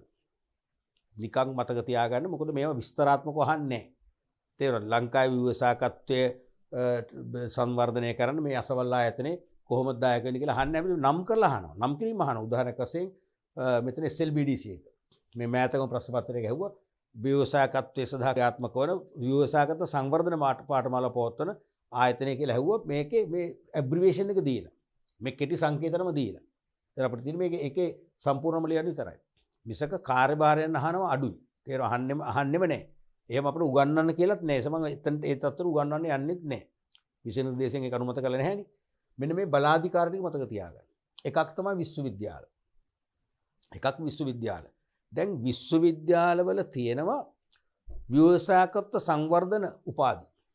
දැන් ඔන්ට්‍රප්‍රීනර්ෂිප් මැනේජ්මන්ට් ඩිග්‍රී තියෙනවා. ඔබ වාසනාවන්තයි. මම විශ්වවිද්‍යාලයේ ඉන්න කාලේ මට ඒ පහසුකම තිබුණේ නැහැ. උපාධි කීපයක් පමණ අපට තෝරගන්න තිබුණේ. ඔබට දැන් අලුත් උපාධියක්. විශ්වවිද්‍යාලයේ දැන් සූදානම් වෙලා තියෙනවා. ලංකාවේ විශ්වවිද්‍යාල කීපයකම තියෙනවා ව්‍යවසායකත්ව කළමනාකරන උපාධි. ඒ උපාධිය කරාම ඔයාලට අනිවාර්යයෙන්ම ව්‍යවසායකත්ව කුසලතා මොකද පෝෂණය වෙනවා. නැත්තම් ව්‍යවසායකත්වයේ උණ ඔබට හැදෙනවා. ඔබ අනිවාර්යයෙන්ම ජොබ් සීකර් කෙනෙක් වෙන්නේ නැහැ. රැකියා සොයන්නක් වෙන්නේ නැහැ. නවෝත්පාදන අදහසක් බිහි කරලා සත්‍ය ව්‍යාපාරයක් බිහි කරලා තේරෙනවද? ඔබ අනිවාර්යයෙන්ම රැකියා සපේන තමන්ගේම ව්‍යාපාරික හිමිකරුවෙක් වෙන්නේ එකෙන් දිරිගැන්වීමක් කරනවා. ඊට අමතරව විශ්වවිද්‍යාල වලට පුළුවන් සන්ධ්‍යා පාඨමාල පවත්වන්න. ලංකාවේ සමහර කැම්පස් වල කරනවා. තේරෙනවද? ඒ කියන්නේ entrepreneurship development courses. ඒ කියන්නේ ව්‍යවසායකත්ව කුසලතා වැඩි කරගන්න. ව්‍යවසායකත්ව කුසලතා ඇති කරගන්න පුළුවන් සන්ධ්‍යා පාඨමාලා. මුදලක් අය කරන්න ප්‍රශ්නයක් නැහැ. මොකද එතකොට සන්ධ්‍යා කාලෙකම සමහර රැකියාවක් කරන කෙනෙකුට සම්බන්ධ වෙන්න පුළුවන්. එහෙනම් එක් යුගයක රැකියාවක් කරපු කෙනා මේ සන්ධ්‍යා කාලේ විශ්වවිද්‍යාල පාඨමාලාව නිම කළාට පස්සේ රැකියාව නිවත් වෙලා තමන්ගේම ව්‍යාපාරයක හිමිකරුවෙක් වෙලා නව නිෂ්පාදනයක් මාර්කට් දෙන්න පුළුවන්. අනේ වගේ විශ්වවිද්‍යාල වලට පුළුවන් දෙආකාරකින් මූලිකව දායක වෙන්න. එක් ආකාරයක් වෙන්නේ විශ්වවිද්‍යාල තුල ව්‍යවසායකත්ව සංවර්ධන උපාධි නැත්නම් ව්‍යවසායකත්ව කළමනාකරන උපාධි තුලින් දැනුවත් කරන්න පුළුවන්. ව්‍යවසායකත්වයේ අගය කියන පාඩම කියා දීලා ව්‍යවසායකයන් බවට පත් කරන්න පුළුවන්. දෙවෙනි එක තමයි අතිරේක පාඨමාලා. විශේෂයෙන්ම සන්ධ්‍යා පාඨමාලා තුලින් ව්‍යවසායකත්ව කුසලතා වැඩි දියුණු කරලා ව්‍යවසායකයන් බවට පත් කරන්න දිරිගැන්වීම දෙන්න පුළුවන්. ඒ වගේම කාර්මික විද්‍යාල ලංකාවේ කරනවා. රට පුරා කාර්මික විද්‍යාල කීපයකින්ම ව්‍යවසායකත්ව කුසලතා ඩිප්ලෝමා පවත්වනවා. ඒ මගිනුත් අපිට ව්‍යවසායකත්ව කුසලතා වර්ධනය වෙන්න පුළුවන්. ඊළඟට ශ්‍රී ලංකා ව්‍යාපාර සංවර්ධන මධ්‍යස්ථානය SLBDC ශ්‍රී ලංකා බිස්නස් ඩෙවලොප්මන්ට් සෙන්ටර් මේක විශේෂයි. මතක තියාගන්න ඔබ උසස් පෙළ සමත් වුණාට පස්සේ ඔබට ව්‍යවසායකත්ව කුසලතා පූර්ණ කෙනෙක් බවට පත් වෙන්න හොඳම ස්ථානයක් තමයි මේක. මේ මෑතදී මේක විභාගයට ඇහුවා. මේකේ සිංහල ඉංග්‍රීසි මාධ්‍යයන් දෙකෙන්ම තියෙනවා. මේකේ විශේෂත්වය හරිම කෙටි කාලීනයි. මාස 3 පාඨමාලාවක් තියෙනවා. 6වක් තියෙනවා. හැබැයි ෆුල් ටයිම් කරන්න ඕනේ. ඒ පාඨමාලාව මෙහෙවන්නෙම ලංකාවේ සහ විදේශ රටවල ව්‍යාපාර ගණනාවක වසර ගණනක් සේවය කරලා අධ්‍යක්ීම් ලැබපු ව්‍යවසායකත්ව කුසලතා ඇඟට ජීර්ණ වෙච්ච ජ්‍යෙෂ්ඨ කතිකාචාර්යවරු. ඒගොල්ලොන්ගේ පාඨමාලාව තියෙන්නෙම කෙලින්ම ව්‍යවසායකයන් බිහි කිරීම ඉලක්ක කරගෙනම. ඒ කියන්නේ මේ පාඨමාලාව නිම වෙද්දී රට තුල ව්‍යවසායකයන්ගේ පවුලට අලුතෙන් තව ව්‍යවසායකත්වයේ දරුවෝ එළියට දෙන්න තමයි මේ පාඨමාලාව හදලා තියෙන්නේ. තේරෙනවද? ඒ කියන්නේ entrepreneurship oriented තමයි මේක තියෙන්නේ. ඒකයි මම කියන්නේ මේක වැදගත්ම පාඨමාලාවක්. බය නැතුව ඕගලන්ට මේකට සම්බන්ධ වෙන්න කියලාත් මම ඉල්ලීමක් කරනවා. වැඩිදුර අධ්‍යාපනයට යන්න අකමැති අය. තේරුණාද? ඊළඟට සර්වෝදය. ලාභය අපේක්ෂා කර නොගත්ත සමාජ සුබ සාධනෙ මුල් කරගත්ත පෞද්ගලික අංශයේ සංවිධානයක් ඉතාම සාර්ථක මේ ගොල්ලොත් ව්‍යවසායකත්ව සංවර්ධන පාඨමාලා නුමිලේ පවත්වනවා. විශේෂයෙන්ම තරුණයන්. ඒ මගින් ව්‍යවසායකත්ව ලෝකයට තවත් සමාජිකයන්ෙක් කරන්න සර්වෝදයක් දායකත්වය ලබා දෙනවා. ඊළඟට නිස්කෝ තරුණ ශ්‍රමෝපකාරය. නිස්කෝ තරුණ ශ්‍රමෝපකාරය. මේක සර්වෝදය මගින්ම ක්‍රියාත්මක කරන සර්වෝදය කියන ජාතික ආයතනයේ යටතේ ව්‍යවසායකත්ව කුසලතා සම්පූර්ණ කරගත්ත අයට ව්‍යවසායකයෙක් වශයෙන් තමන්ගේම ව්‍යාපාරයක් ආරම්භන්න, ඉතා කුඩා ව්‍යාපාරයක් ආරම්භන්න සුළු පරිමාණ ණය මුදා හරින සර්වෝදේ බැංකු අංශය තමයි. මේක සර්වෝදේම බැංකු අංශය. තේරුණාද? මේක සර්වෝදේම බැංකු අංශය. මේක සර්වෝදේම බැංකු අංශය. සර්වෝදේ බැංකු අංශය. දැන් ව්‍යවසායකත්ව කුසලතා අපිට යම් ආයතනින් ලබා ගන්න පුළුවන්. නමුත් ඒ ව්‍යවසායකත්ව කුසලතා ලැබුණට නවෝත්පාදන අදහස සත්‍ය ව්‍යාපාරයක් බවට පත් කරලා ඒ ප්‍රොඩක්ට් එක බිහි කරන්න අපිට යම් මුදලක් අවශ්‍යනේ. අන්න එහෙනම් ආරම්භයේදී ඒක සුළු පරිමාණ මට්ටමින් කරන ව්‍යවසායකයන්ට සහන පොලිය යටතේ මේකේ ණය මුදා හරිනවා. ඊළඟට ජාතික තරුණ සේවා සභාව සර්වෝදය වගේම තවත් රාජ්‍ය ආයතනයක් මේකිනු තරුණයන්ට ව්‍යවසායකත්ව කුසලතා වැඩි දියුණු කරගත හැකි විවිධ සංවර්ධන පාඨමාලා පවත්වනවා. ඒවා හැදෑරීම තුළින් ව්‍යවසායකත්ව කුසලතා වැඩි දියුණු කරගෙන ව්‍යවසායකයන් වශයෙන් නවෝත්පාදන බිහි කරලා තමන්ගේම ව්‍යාපාරවල හිමිකරුව වෙලා ව්‍යාපාර ලෝකයේ බැබලෙන තරු බවට පත්වීම හැකියාව ලැබෙනවා. ඊළඟට ජාතික ආධුනිකත්ව හා කාර්මික පුහුණු අධිකාරිය නයිට් ආයතනය තේරෙනවද? විශාල මෙහෙවරක් කරනවා. ඒ කියන්නේ එකක් ව්‍යවසායකයන් බවට පත් කරන්න කුසලතා ලබා දෙන පාඨමාලා තියෙනවා. අනෙක් අතින් ව්‍යවසායකින්ට අවශ්‍යයි අවංක කැපවුණු පක්ෂපාතී තමන්ට බොහොම පක්ෂපාතීව සේවය කරන අවංක ශ්‍රම බලකායක්. අන්නේ ශ්‍රමිකයන් බිහි කරන්න. තේරෙනවද? ඒ කියන්නේ ශ්‍රමික පාඨමාලා තියෙනවා. ඒ ශ්‍රමික පාඨමාලාවෙන් ඒ තරුණයන්ට විශේෂයෙන්ම මනසට ලබා දෙන පණිවිඩයක් සිග්නල් එකක් දෙනවා. මොකද්ද? ඔබලා කිසියම් ව්‍යවසායකයෙක් ළඟ රැකියාව කරන්න ආරම්භ කළොත් ආරම්භයේ සිටම තමන් කෙදිනක හෝ ඉවත් වීම දක්වා ඒ ව්‍යවසායකයන් ආදරය කරන්න. පක්ෂපාතී වෙන්න. ඒ ව්‍යවසායකයාගේ නිෂ්පාදන රහස්‍යතාවයන් ආරක්ෂා කරන්න. අවංකව තමන්ට උපරිමයෙන් කරන්න පුළුවන් හරිය කරන්න. ඒ වගේ මනස හදනවා. හරි වැදගත්. එහෙනම් දෙපැත්තකින්නේ ණයට ආයතන දෙපැත්තකින් වැඩ කරනවා. එකක් ව්‍යවසායකෝ බිහි කරන්න පාඨමාලා. අනිත් පැත්තෙන් ව්‍යවසායකන්ට අවශ්‍ය අවංක කැප වූ දක්ෂ සේවකයන් බිහි කරන්න පාඨමාලා පවත්වනවා. ඊළඟට ජාතික ඉංජිනේරු සංවර්ධන හා පර්යේෂණ මධ්‍යස්ථානය. ජාතික ඉංජිනේරු සංවර්ධන හා පර්යේෂණ මධ්‍යස්ථානය මගිනුත් විවිධ පාඨමාලා තුලින් ඒ කියන්නේ තාක්ෂණික පැත්ත වැඩි දියුණු කරලා කාර්මික අංශයේ බහඬ අලුතෙන් නිර්මාණය කරන ව්‍යවසායකෝ බිහි කරන්න දායකත්වයක් දෙනවා. ඊළඟට ජාතික ව්‍යවසාය සංවර්ධන අධිකාරිය. ජාතික ව්‍යවසාය සංවර්ධන අධිකාරිය. අපේ ඉදිරි පාඩම් පරිච්ඡේදයේ මේක අපි විස්තර කරනවා. මේක මේ මෑතකදී පිහිටු ආයතනයක්. ලංකාවේ කුඩා පරිමාණ ව්‍යවසායකයන් බිහි කිරීමටත් ස්වයංක්‍රීය ලෙස ව්‍යවසායත්ව කුසලතා සහිතව ව්‍යාපාර ලෝකයට ප්‍රවේශ වෙන්න මානබලමින් ඉන්න කෝඩුකාර ව්‍යවසායකයින්ටත් අනිවාර්යයෙන්ම සැබෑ ව්‍යවසායකයෙක් බවට ජීවමාන වෙන්න අතහිත දීම සඳහාම පිහිටු ආයතනය. මේකේ මූලික කාර්යයන් දෙකයි. එකක් තමයි ව්‍යවසායකයින්ට තමන්ගේම ව්‍යාපාරයක් කුඩා පරිමාණයෙන් කරගෙන යන්න සහන පොලිය යටතේ ණය සපයන එක. තේරුණාද? දෙවැනි එක තමයි මේකේ ව්‍යවසායකත්ව පුහුණු නැත්නම් අපි කියන්නේ සංවර්ධන කියලා. සාමාන්‍ය ව්‍යවසායත්ව අපි කියන්නේ පුහුණු වෙන සංවර්ධනයනේ.